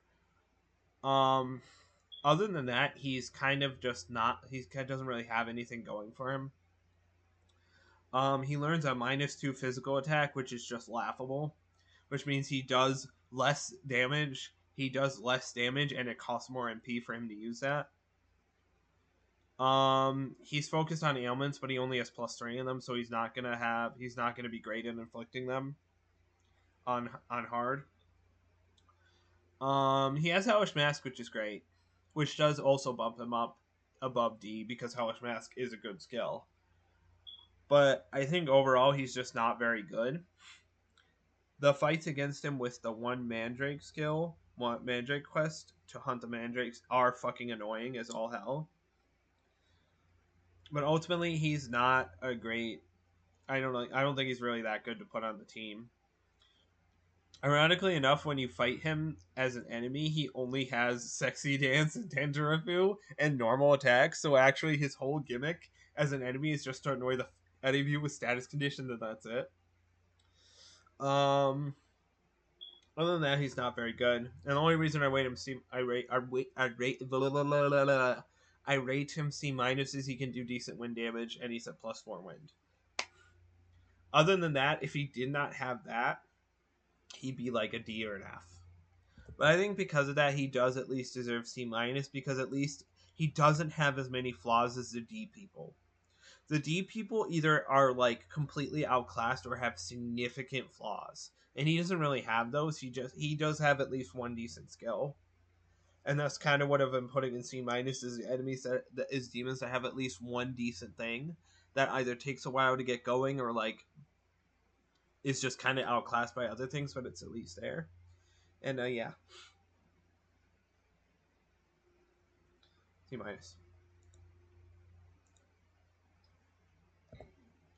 Next is Mu Shuwu.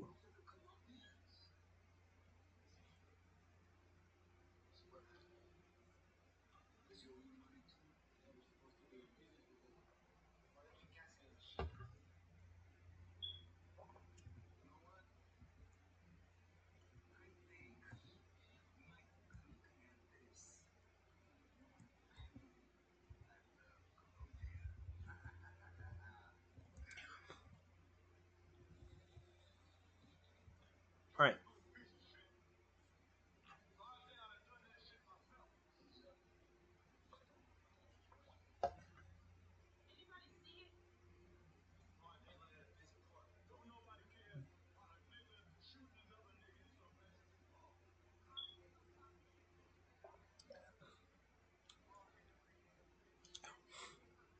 All right.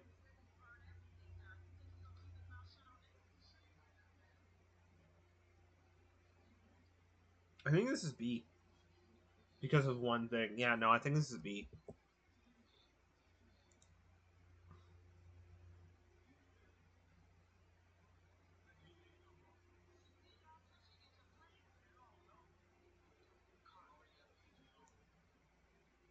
I say B.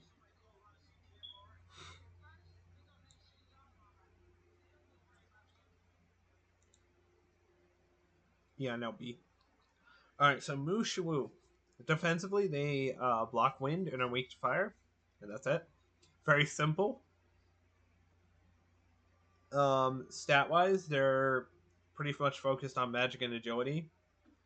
Um, their vitality is like their vitality strength are not great, but like it's better than Narcissus.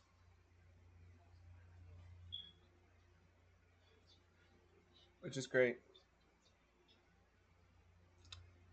Um,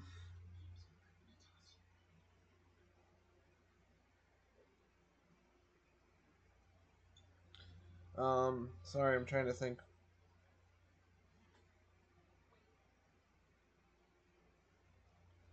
Yeah, because Narcissus has. Yeah, no. Okay, yeah, no.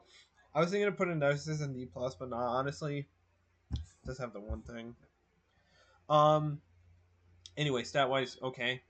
Their innate skill is Vinyl Bomb. When user takes damage from an attack with Pierce, deal equivalent almighty damage to the attacker. This is a pretty good passive. It's niche early, but if you somehow still have Mushu for late game, this becomes infinitely more valuable as the game goes on because Pierce skills become more and more common as the game goes on. So, and it deals equivalent damage to what you took in Almighty, which means that no enemy can resist it, which is great.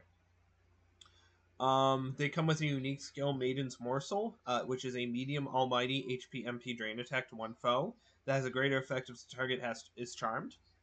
This is basically just a better Almighty drain, um, which is pretty good, which is really good. Almighty Drain in and of itself is a pretty good skill late game with if you're specialized in Almighty, and this is just a better scaling version of it, which is great. They also get Mazanma and Tetrakarn at base. Tetrakarn is the first time we're seeing it. Tetrakarn reflects a physical attack once for one ally for one turn. It's a little bit niche, but if you know where the enemy is going to target, or if you have an ally that's weak to physical, it is worth using. And then they get Marakunda, Media, and Boom Boost by level up. Boom Boost being the first time we're seeing this, where users' buff and debuff skills last one extra turn, which is insane. Potential wise, they have +3 in wind, +1 in healing, and +2 in support. Overall, I rate them B, mainly because of Maiden's Morsel and Boom Boost. Those two skills are fucking insane. Boom Boost is insane in general for any demon that's using buffing or debuffing skills. And Maiden's Morsel is just a really good unique skill, really good skill in general. They have a debuffing skill, so they get extra turns with that. So instead of having every 3 turns you got to reapply it, it's every 4 turns, which is nice. They have decent potential in wind, so they can do decent wind damage. I do wish they had a singular target skill, but not gonna complain. They have Almighty damage. They can heal with media. They can lower stats for a pretty long time. They can block physical. They can reflect physical attacks, but only for one ally. Overall, I think they're pretty decent. I think what holds them back is, again, not having a singular target wind skill, and not having a singular target wind skill. I would say only having one buff or debuff skill, but honestly, every demon that's had a buff or debuff skill has only had one, so that doesn't really matter. Yeah, not having a singular turn. Yeah, I think I already said that. And not having any potential in Almighty when their unique skill is on Almighty skill. That also kind of sucks. Because if they had potential in Almighty, that skill could be absolutely bonkers.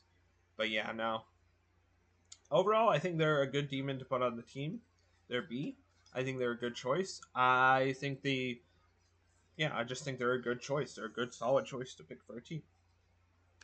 Yeah. Sorry if I am having.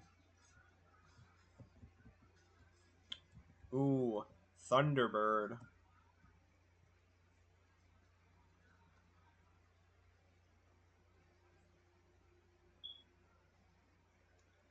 Thunderbird.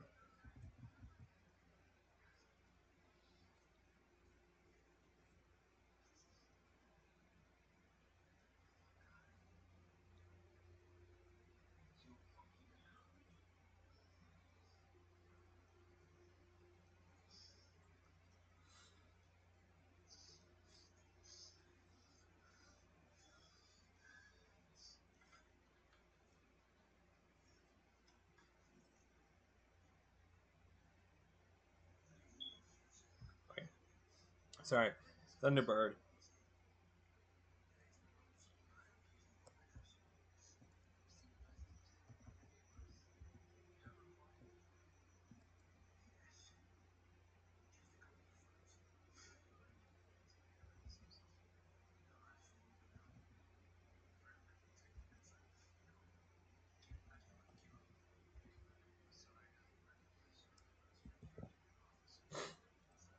I think it's at least B plus.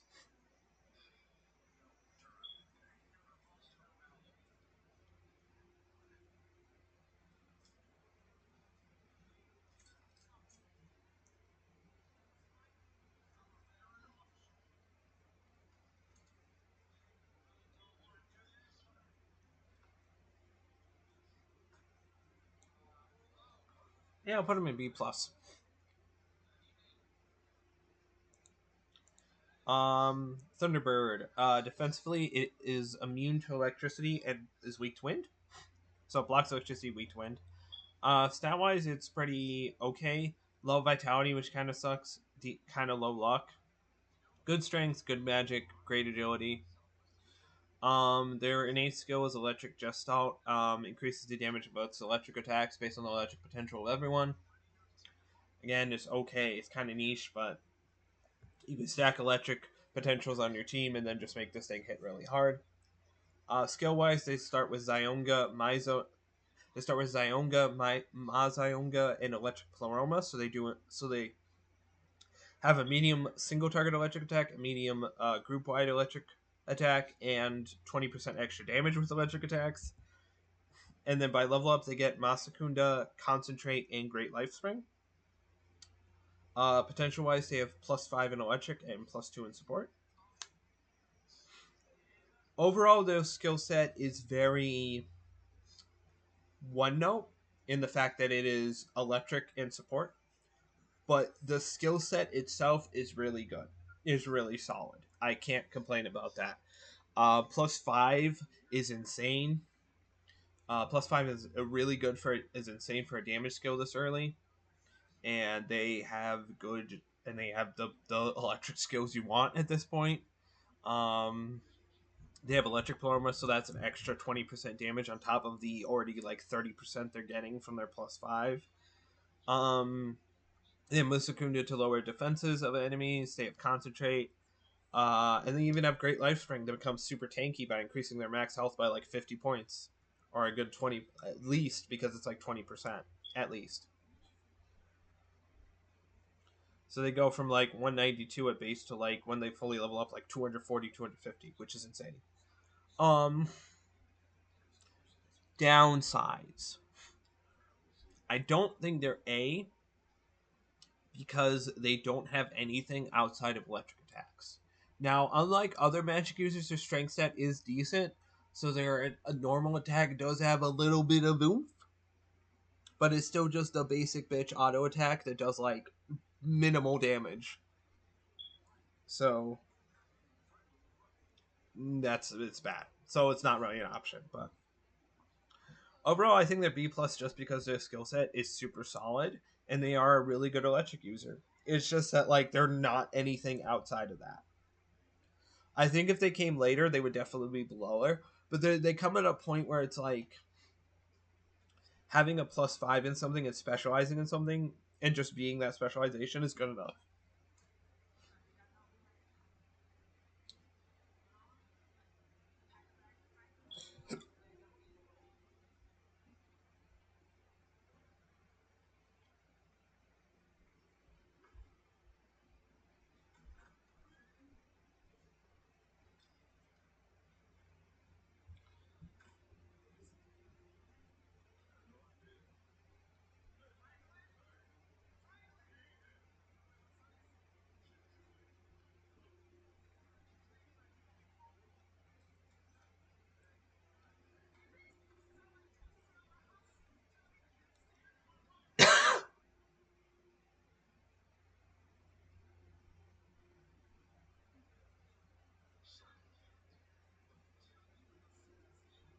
Okay, sorry, I got distracted again.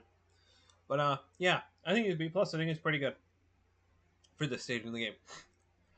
I think as long as you don't have him go against something that resists or knows electricity, he should be pretty fucking good. Yeah. Next is Karama Tengu.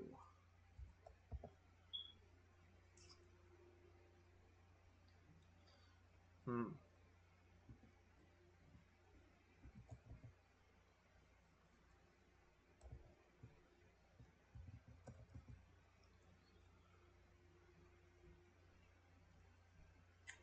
I'm gonna say Karama Tengu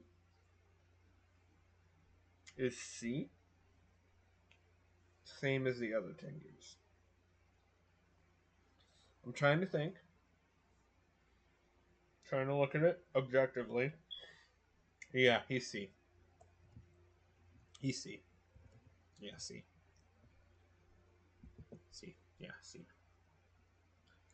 He's okay.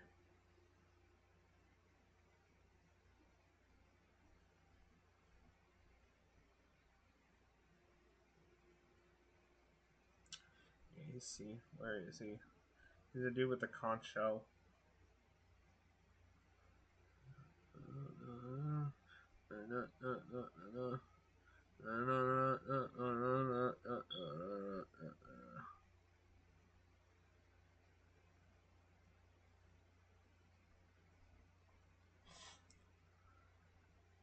There he is. Oh, come on. Come on here.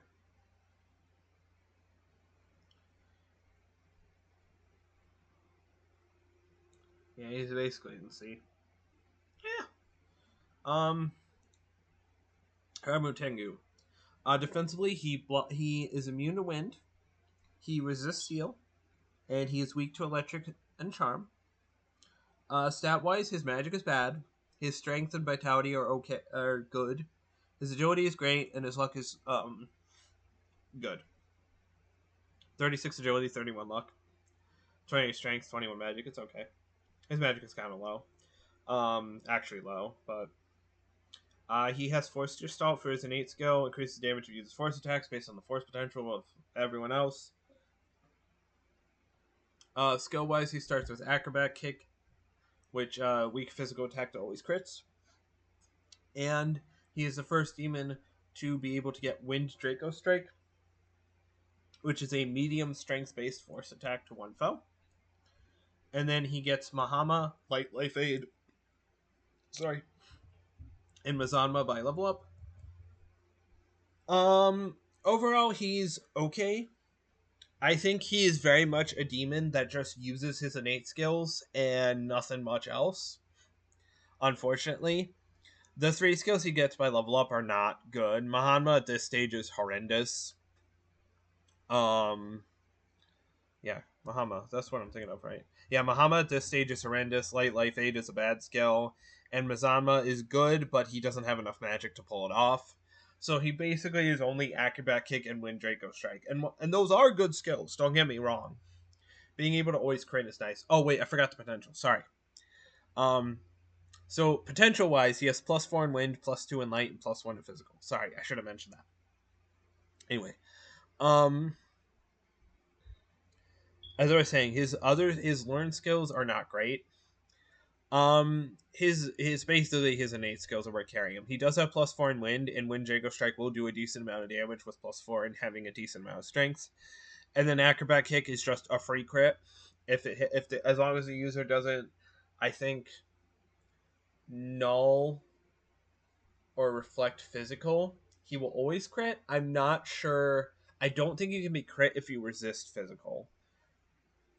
So I don't know if Acrobat Kick will crit on someone who resists physical. But for most enemies, he will just get a free crit, which means a free turn for someone else.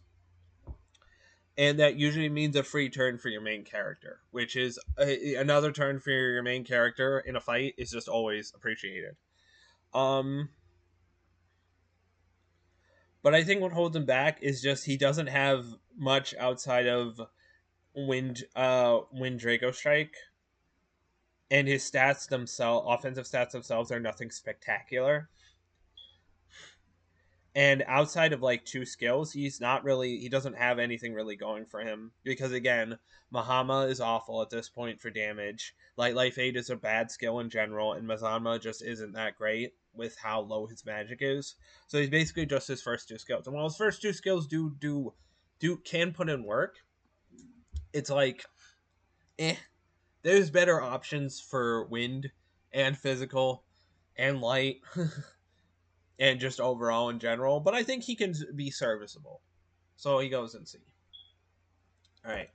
Next is power. Power to the people.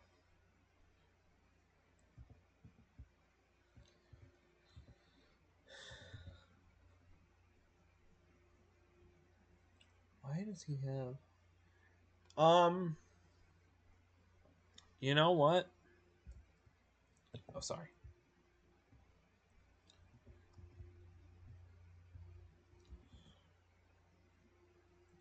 So power. I'm going to rate power as, yeah, he's C as well.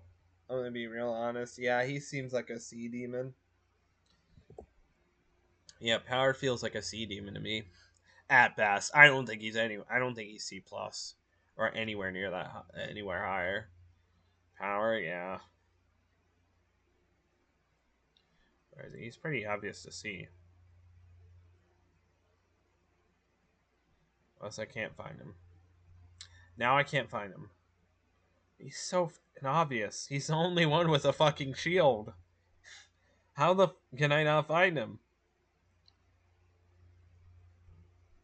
Oh, because I'm not looking low enough.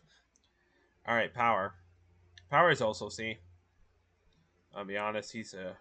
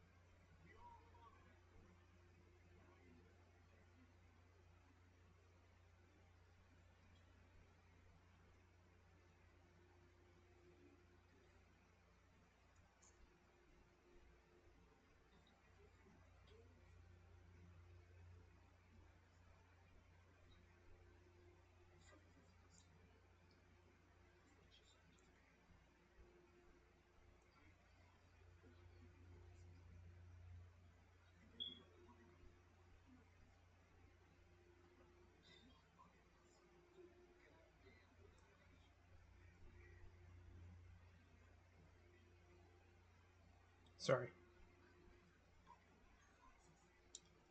Sorry, I got distracted again.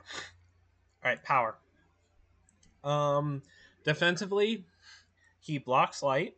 He resists light electric and is weak to wind and dark. So, defensively, he sucks. Um, being weak to two elements again at this point is bad, and also being weak to his skill magic further exacerbates that.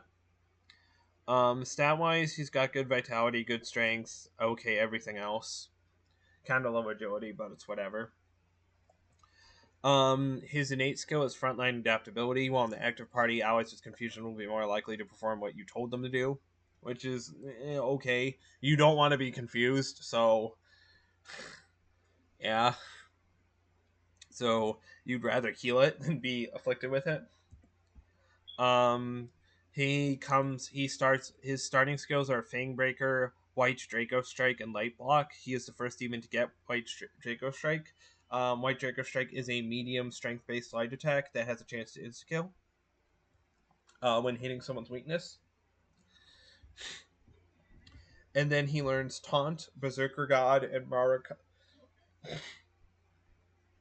And then he learns Taunt, Berserker God, and Marikukaja by level up.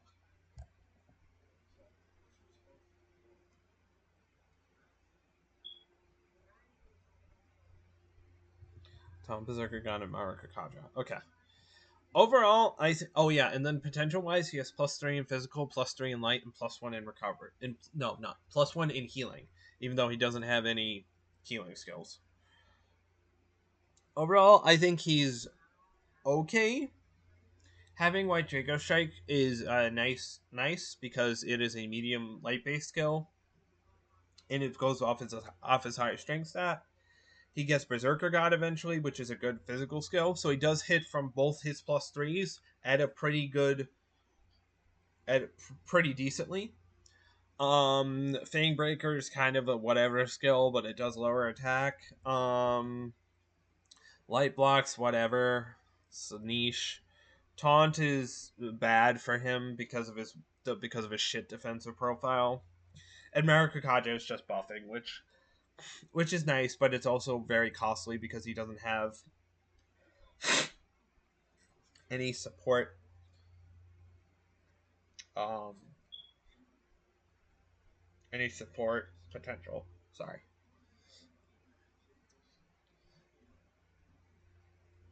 All right.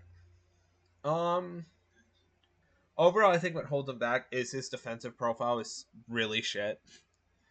Being weak to two things is really bad at this point, especially in skill magic. And his damage potentials are just okay. They're not like +3 at this point is starting to go border on the realm of just okay. It's still good, mind you. It's just not that great. And he has +1 in a stat he doesn't use any skills for, which also sucks. Overall, I say he's okay. I put him in C just because he has two +3 skills that he can do decent with, and they're both of different elements. But overall, he is held back by his bad defensive profile and the fact that he doesn't have anything higher than +3, and the fact that a lot of his skills are kind of crap outside of White Draco Strike and Berserker God and Marukukaja. Because taunt doesn't help. Taunt is not good for a demon who has a lot of weaknesses. It just isn't. But yeah, overall he's C. Okay. He could arguably go into C minus, but I'll put him in C just because I don't want to be super harsh. Yeah, I don't think he's as bad as the C minus demons. I think he's at least C.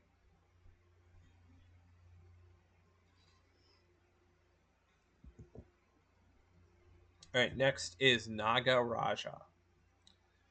Ooh. Ooh.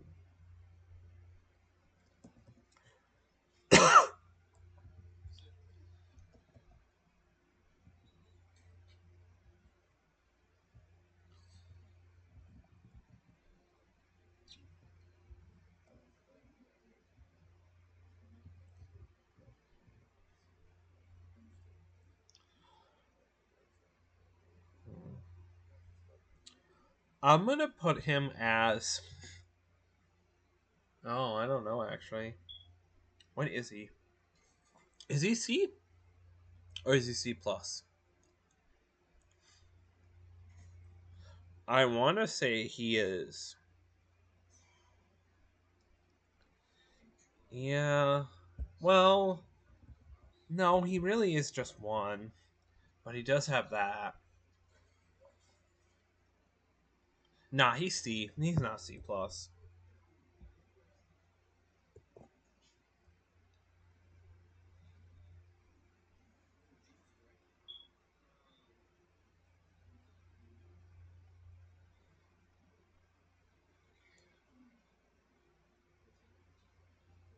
Yeah, C.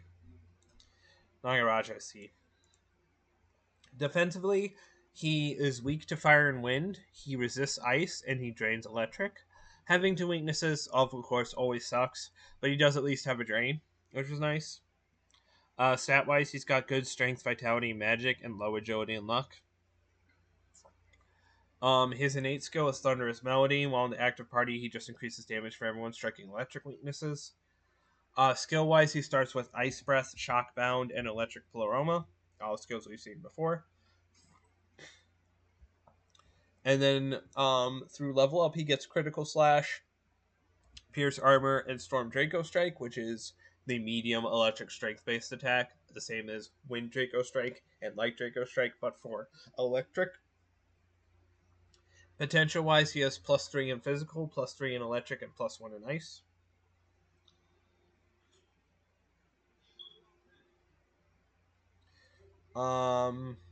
Overall, he's just okay. His potentials are fine, just okay across the board. Electric Paloma is great for his two electric skills, gives him 20% extra electric damage, which I think with +3, it makes him have about 40% extra damage with electric attacks. About.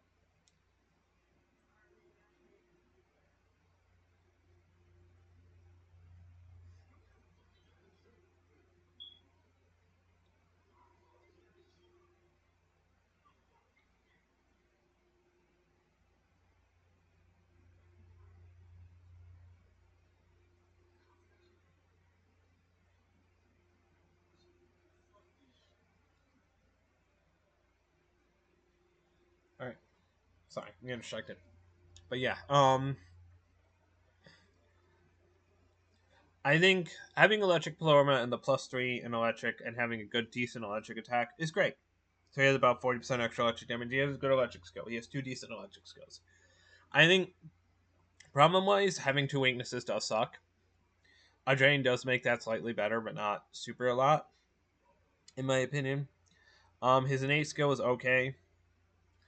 Um, I think Ice Breath is okay, but only having +1 in it does hurt him because he's not doing much damage with it.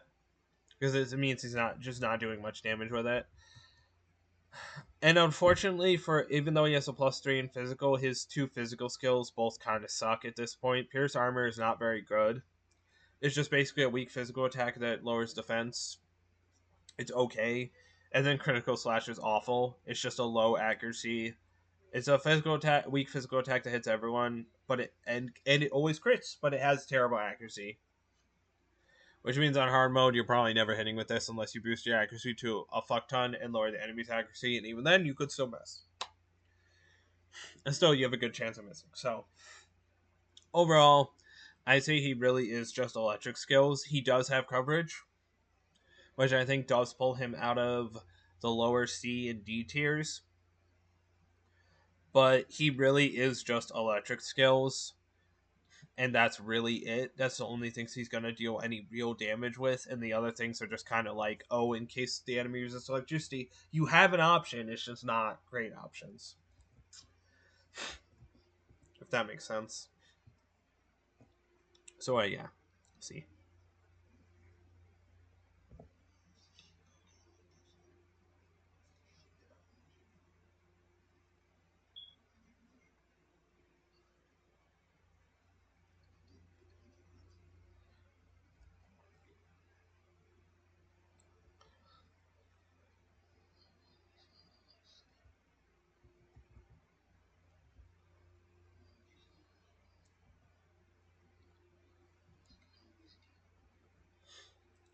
I think this next one is Oya Matsumi. I think he's at least B minus.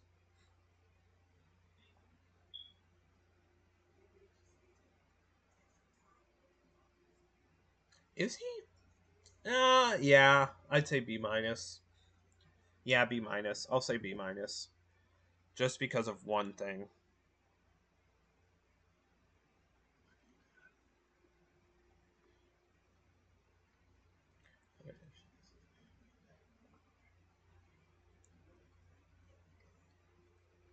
B minus. So he is defensively. He blocks dark. He resists ice and electric, and he is weak to fire and mirage. Stat wise, he has good strength and vitality, low magic and agility, and okay luck. His innate skill is Wrath of Oyamatsumi. When he resists or nulls an attack, he has a chance to counter with a medium ice attack with a chance of insta-skill. This is the same as Noizumi, except Noizumi is wind, and the same as another demon that we looked at earlier, but theirs was physical. So his is like an ice version of those. I forget exactly who had that. And I ranked them pretty high. I'm just trying to remember who. Um,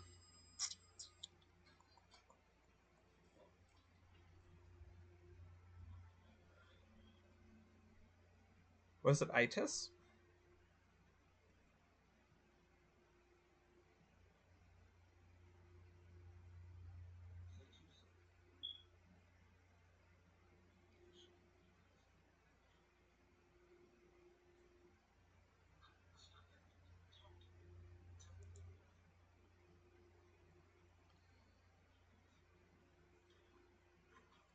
I'm trying to think.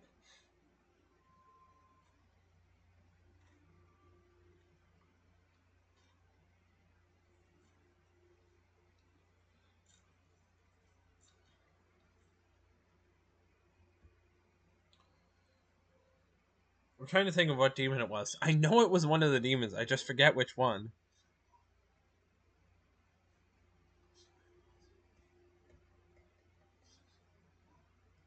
They had 2 resists.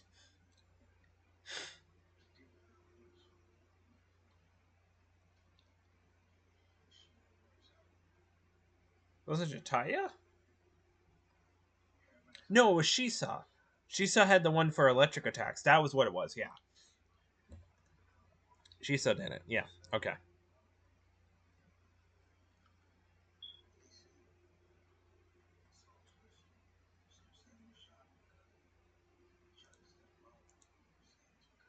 Okay. Yeah. Skill wise, he starts with Ice Draco Strike and Madoru Kaja. Ice Draco Strike being, the ice version of Wind Draco Strike, Storm Draco Strike, and White Draco Strike. And then he gets by level up Maru Kakaja, Crusher Onslaught, and Samurakarm. He's the first demon to get Samurakarm. Samurakarm is basically Recarm, but instead of reviving someone at half health, it revives them at full health. With full health. Yeah, Crusher Onslaught we've seen. Overall, he's oh yeah, and then potential wise, he has +5 in ice, +2 in physical, +1 in healing, and +4 in support. Overall, he's pretty good. He's pretty decent, pretty good. Um, he has +5 in a pretty good skill at this point in Ice Draco Strike. He has 2 support skills, and he has +4 in support, which is insane. It was just insane because +4 is pretty much max, and he has 2 buffing skills that are party wide. His 2 other skills are kind of crap. Crusher Onslaught is a bad skill. Let's just get that out of the way. Let's just be frank. Let me just be perfectly frank about it. Crusher Onslaught's bad. Low accuracy moves are pretty much always bad. They're not worth. They're not worth putting on your. They're not worth having a skill slot for them.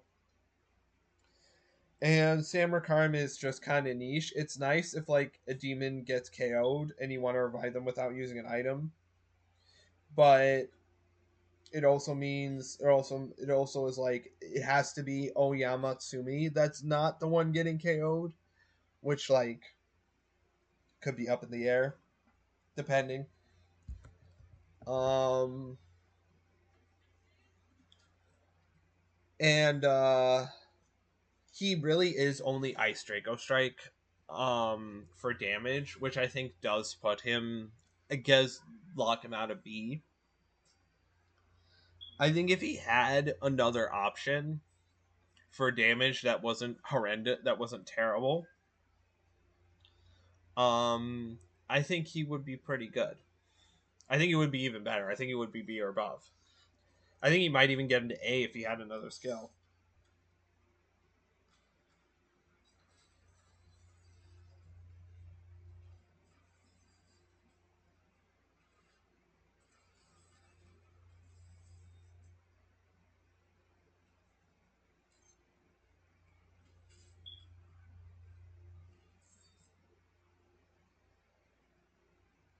But yeah, I think if he had another skill outside of Ice Draco Strike for offense, I think he would be easily like B or even A. But I think because he only has Ice Draco Strike, and if an enemy resists or nulls ice, he really is not doing anything except buffing. I think that puts him in B minus. But he is still a pretty good B minus, and his passive skill is really good with how many resists and nulls he has. Having a null and 2 resist makes his passive skill really pretty likely to hit to like proc. And yeah, I think he's pretty good.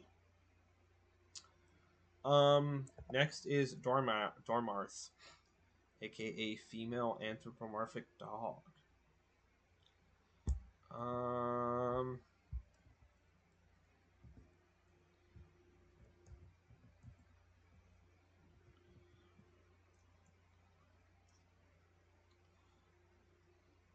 I actually think they might actually be B minus.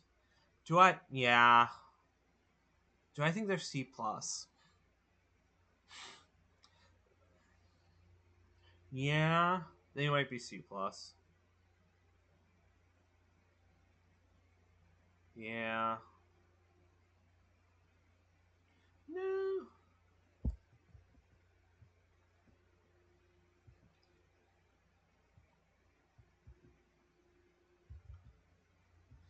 Yeah, no, they're kind of yeah, no.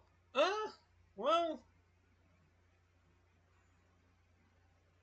yeah, no, they're kind of C plus at best. Yeah, no, I'll put them in C plus. Like, yeah, maybe you know. Yeah, I'll put them in C plus.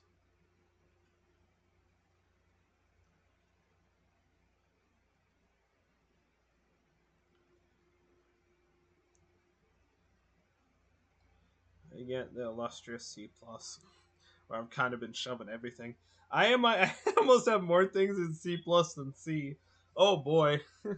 Well, sometimes you just have more things.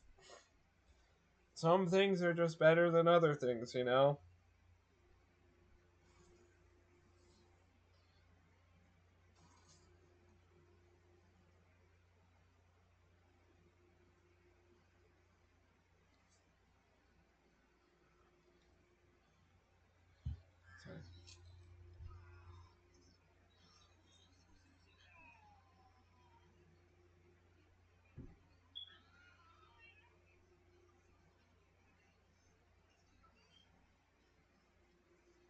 Sorry, I'm just checking something real quick.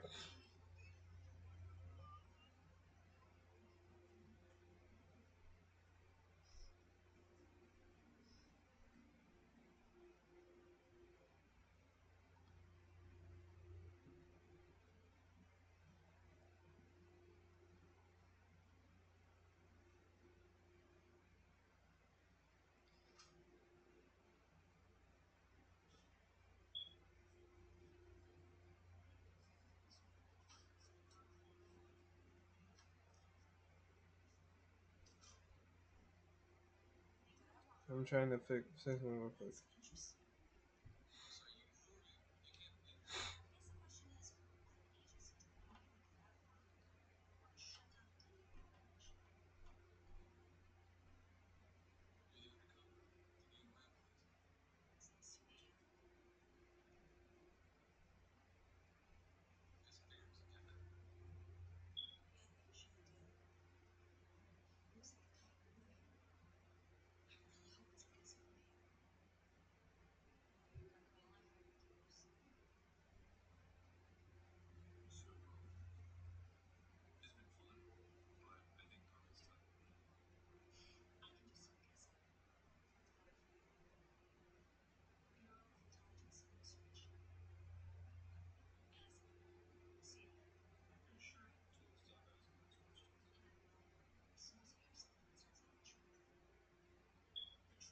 Sorry, hold on.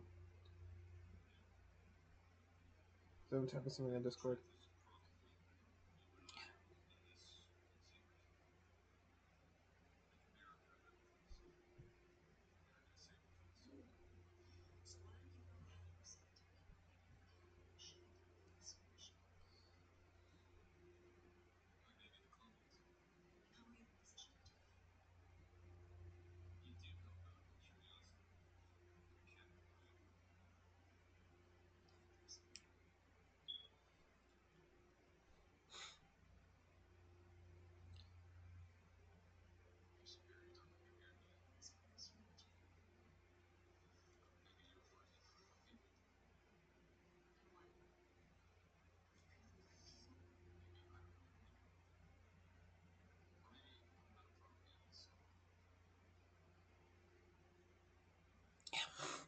All right.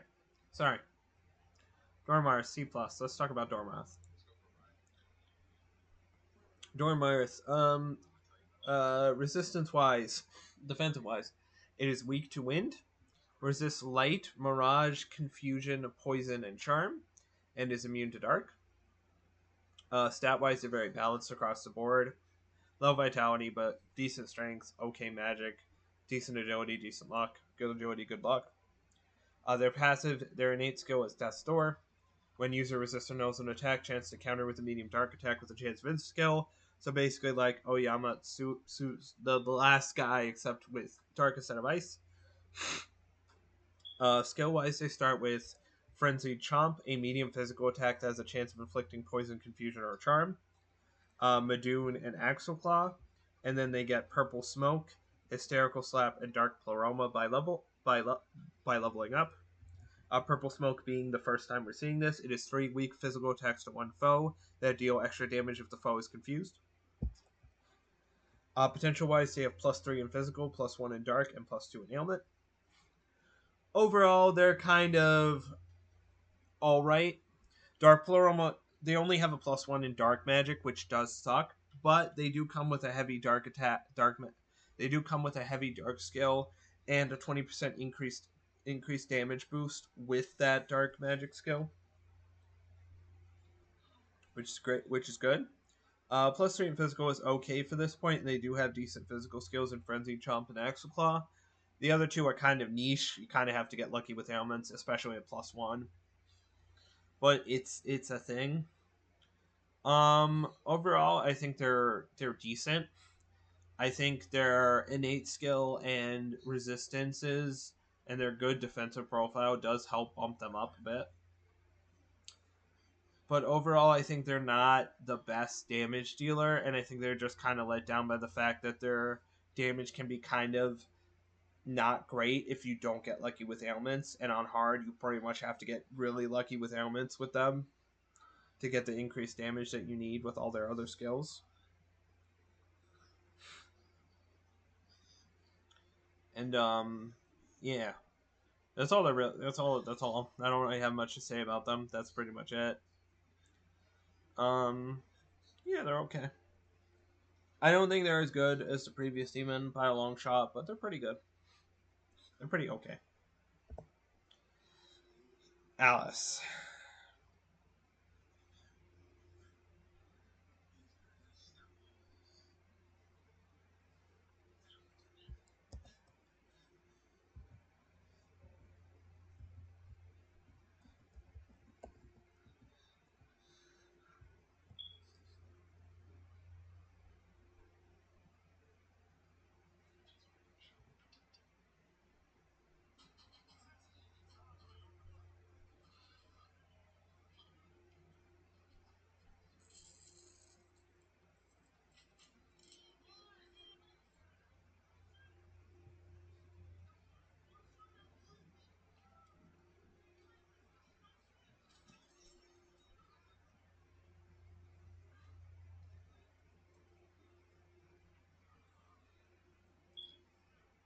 All right.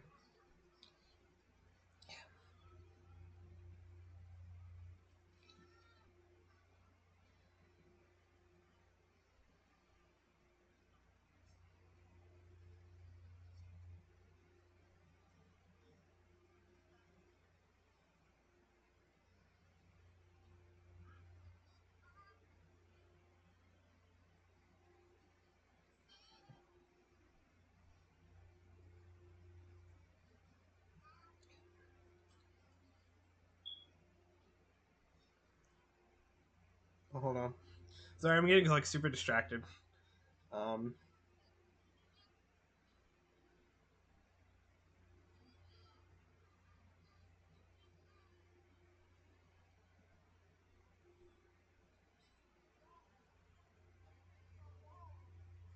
Okay.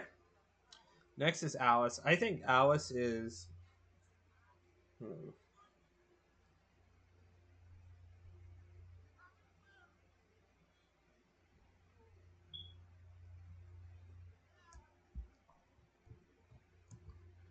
Hmm. Alice is one thing. Yeah, Alice is really good at that one thing. I mean, absolutely insane at that one thing. Why did I put them in B minus? I thought I put them higher. Why did I put you higher? I don't remember.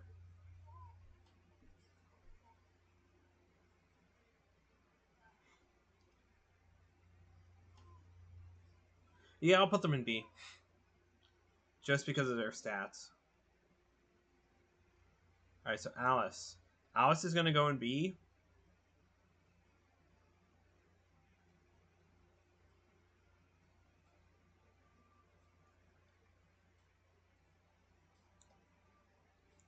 So Alice. Alice, defensively is weak to light and drains dark. So sucks that she's weak to an insta kill effect, but she has a drain. Stat wise, she has abysmal strength, okay vitality, insane magic, and good agility and luck. Her magic is 46, which for perspective, the next highest has been like 34 or 36. So she has 10 over that at base. Her passive skill is Give Me Your Soul. Her innate skill is Give Me Your Soul. When she receives a stat debuff, she gives slight MP recovery to all allies. This only happens once per turn, though, which is okay. She comes with a unique skill, Die For Me, which is 2 to 6 medium dark attacks to random foes, which each have a chance of insta-kill when striking weaknesses. She comes with Madoon, Spirit Drain, and Lullaby, also as starting skills. And then she gets Dark Pleroma, Mamadoon, and Resist Light by level up. Mamadoon being a heavy dark attack that hits all foes. And Resist Light means she at max at like when she gets it, she will have no weaknesses. And she will just have a resist and a drain. Overall, I'd say she is a really oh yeah, and then potential wise, she has +5 in dark and +3 in ailments, and that's it. Overall, I'd say she's a really good dark magic user. She's probably the best dark magic user at this stage and will be for quite a bit of time. She has +5 and then a 20% boost on top of that with the Dark Pleroma. Her unique skill does a lot of dark damage, especially to single targets. It's basically a better it's basically Dark Breath but better. Even though there is no Dark Breath. She has heavy single target dark magic, which is great. Spirit Jade and Lullaby are kind of throwaway skills, honestly. They're not that great. I wish she had something better. But at least Spirit Drain can give her MP back. I wish she had something other than Lullaby, because Lullaby isn't that great. Overall, she's a fantastic dark magic user, and actually is the first demon to have no weaknesses, just straight up at base. Outside of, Hair of Anaba, but Hair of Anaba's bad. So, she's actually good. I'd say the only downside to Alice and why she doesn't get any higher is because she is exclusively dark magic. So if there's anything that resists or nulls dark, she is useless against them. Because she only has 7 strength at base, so her auto attack would do nothing. But I do think she is worth using B because she is the best dark magic user at this rate, and I think that at least merits something, She only has that one thing for damage, so it doesn't get her A like other demons would. Because other demons that specialize in only one magic were A earlier because they were really good at that one point, at a point where the game like basically everything is only good at one thing, only has one thing. But now at this stage, we've started to have demons that kind of differentiate and do different multiple things at once. So like I don't think she deserves A. I think she at least deserves B plus. But I think because anything with a dark resist, dark null, like will completely roadblock her. I think she deserves. I think she is locked to that. Yeah, I put her in B, right? Yeah, B. I don't think she's B plus because I think B plus I've been putting in kind of like really good demons for the certain points you get them. Like Jack Frost had multiple spells. Mermaid was really good for the boss. She had really good healing skill that gave buffs. Neja, Quetzalcoatl, and Feng Huang were like all just. Well, I did put Thunderbird up there. Yeah, I did, didn't I? Maybe I do put Alice up there. Because I did put Thunderbird up there, and Thunderbird has the exact same. Oh, but Thunderbird has 27 attacks, so he can at least do a little bit of damage with the auto attack. It's not great, but he can at least. It's at least a little bit more. Yeah, Alice has 7 attacks, so there really is no other options for her. Yeah. Yeah, I'll put Alice in B. Yeah. And plus, Thunderbird also had buffing and concentrate, while Alice is just Spirit Drain and Lullaby, which is worse. So yeah, B. All right. B, B, B, B, B.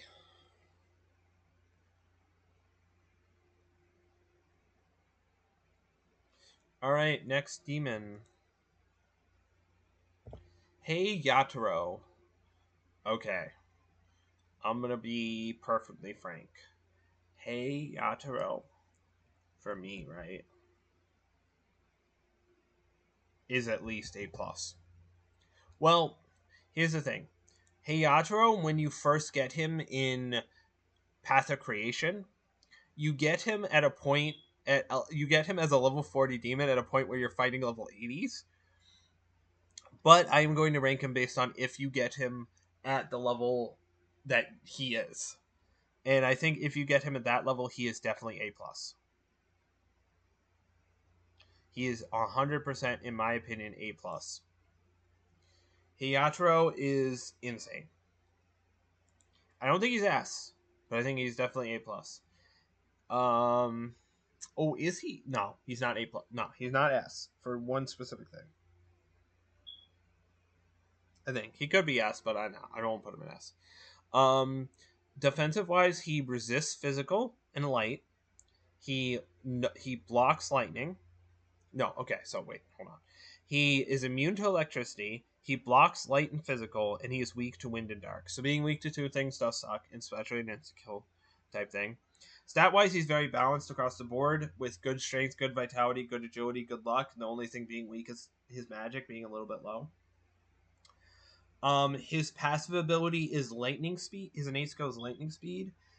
He increases his critical rate when his accuracy and evasion is raised. I don't know if it's for every point increased in accuracy and evasion, his critical rate increases by a certain percentage, or if it's just if it's raised, his crit rate goes up. I don't know which, but it's still a really good innate skill. Heiataro comes with 3 unique skills, and he starts with all 3 of his unique skills. The first one is Carnage Fang. It is a heavy physical attack to one foe that has a higher crit modifier.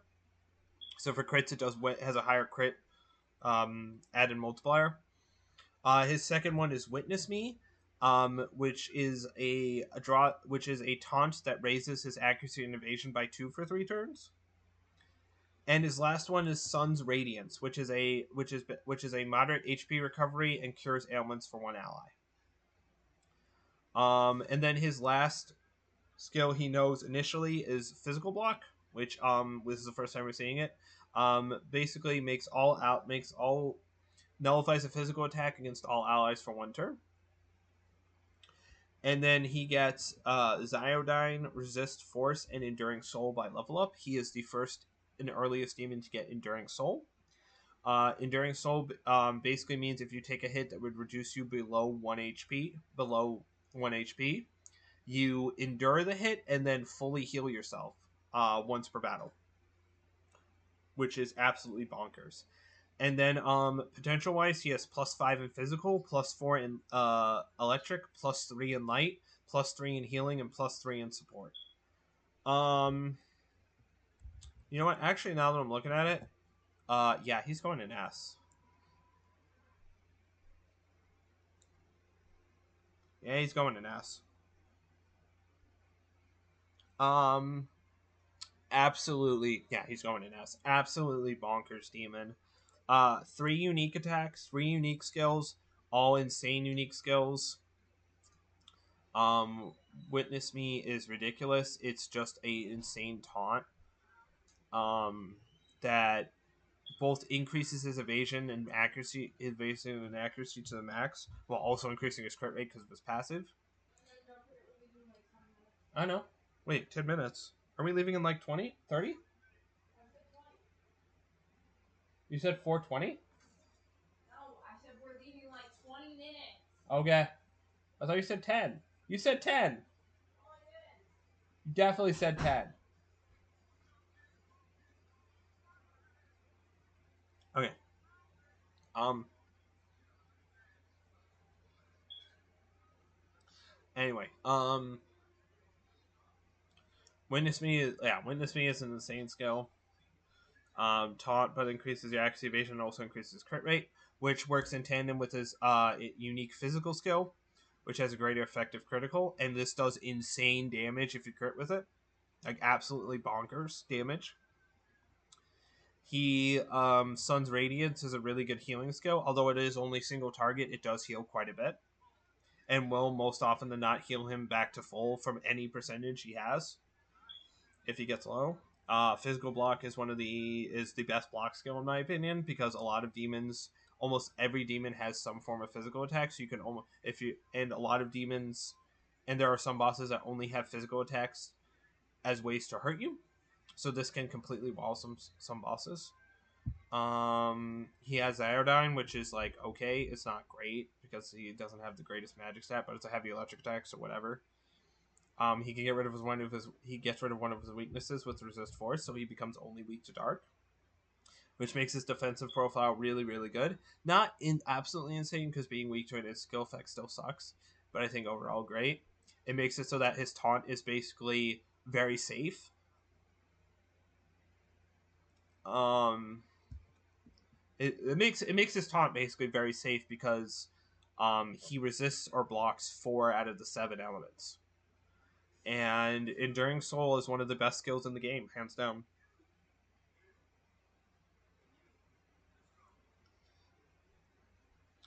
Like straight up, Enduring Soul is just a better Endure, and Endure is already insane. Like Enduring Soul is like straight up might be one of, if not the best skill in the game in terms of like a passive skill, just because like it prevents you from dying and fully heals you. Now I don't think it stacks with Endure, but it's insane. And if it does stack with Endure, it's even more nutty. But I don't think it does. Um, Either way, he is one of the best demons in the game, and he is absolutely bonkers. Um, it sucks that he's basically relegated to New Game Plus on Canon of Creation, because you don't get him until the very end game when he's way too low level. But if you do get him in New Game Plus and you don't do and you do just the normal thing where you would still have to level up, he is absolutely bonkers for the time he joins you. Like I used him in my hard mode playthrough, and I used him for like like 10 levels above when he first when then his base level, and he was still putting in work. He is absolutely insane. His potentials are great. His unique skills are amazing. He has an amazing his unique skills are amazing. He has an amazing skill set. He has great potentials. He has an insane pass. He has a great passive skill. He has good defenses. Um, Only downside or negative I would say is his stats are very balanced. So when he starts getting out leveled by things, his stat, he doesn't have really a standout stat. But he is honestly an awesome demon, and I think you cannot go wrong with using Hayataro. Like he is just really really good. All right. And for the end of it, I'm going to end with the second of the 3 fusion accident demons. I'm going to go with Amabi, I think Amazbu, Amuse-Bouche. That's her name, Amuse-Bouche. I think it's Amabi. Yeah, Amabi SMT5. Now, the Megaton Wiki will actually just give me all the information I need, so I don't have to go to multiple things. Okay, so Amabi. She is level 39, so she's around here. No, I did not mean to click electricity skills. All right.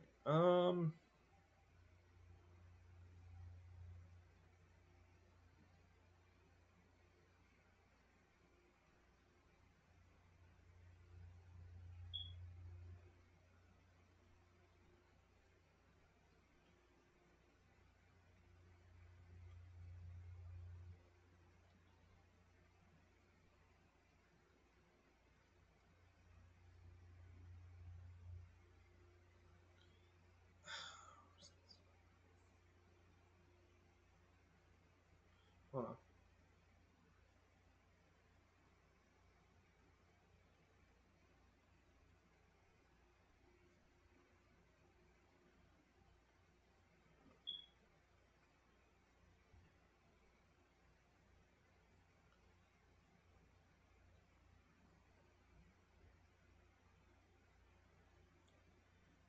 Oh yeah. So overall, I think Amabi is. I think she's.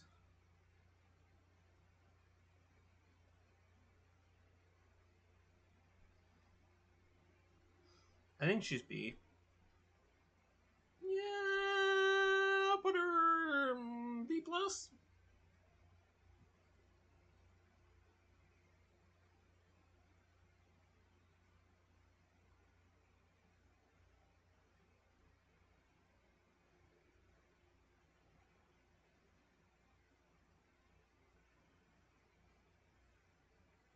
Nah, I'll put her as B or B minus. Because there is the thing. Yeah, I'll put her in. I'm gonna put her in B minus, and here's why. Amabi. Okay, sorry, I have to look at my phone because I don't have this on the thing. So Amabi, defensive wise, she nulls, she blocks ice, she resists light, and is weak to dark. So it sucks. She's weak to an insta-kill magic. Stat wise, she has bad strength, good, basically good everything else. Kind of low agility and luck, but good vitality and great magic at 38. Um, her innate skill is Blessings Abound. When she is hit by a debuff, she cures. I think she cures all of her team's ailments. Wait, how does it work? When she receives a stat debuff, she does slight HP recovery and cures ailments for all allies. So she basically, when she gets hit by a debuff, she gives Media and Mipatra to the whole party, which is actually pretty good. Only hits once per turn, but still, it's like nice if you get hit by a debuff. It's a really nice effect. She starts with she comes with a unique skill, which is Good Cheer, which removes status ailments and debuffs from all allies, which is nice. She also comes with Media and Bowl of Hygeia at the start, and then she gets Heal Pleroma, Resist Dark, and Samurai Charm by level up, so she will get rid of her one weakness and turn it into resistance, which is nice. And then potential wise, she has +1 in ice, +3 in healing, and +2 in support, even though she doesn't learn any ice skills. Overall, I'd say she is a good healer. She's a good healer. Her whole shtick is clearing ailments and healing the party. And that's all she does. Oh, wait. If that's all she does.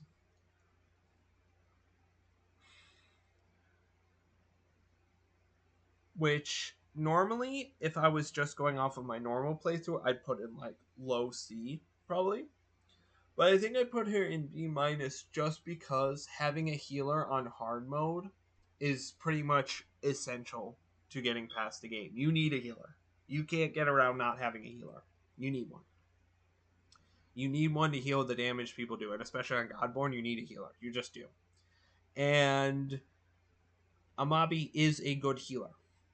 She's not as good as, obviously, Pravati, or someone we'll be looking at in a bit later in the next part.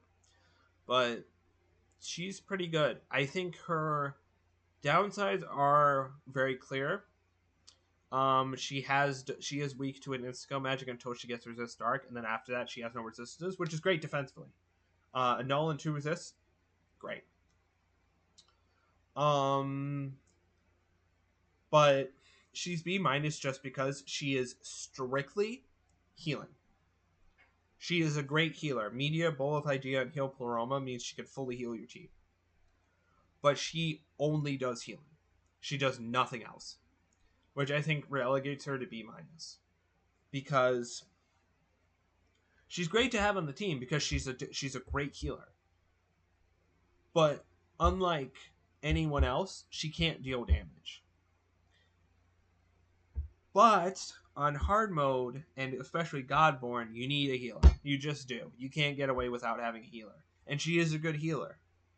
So you can have it is a worthy consideration to have on a team slot, to put her on a team slot and just have her just constantly heal.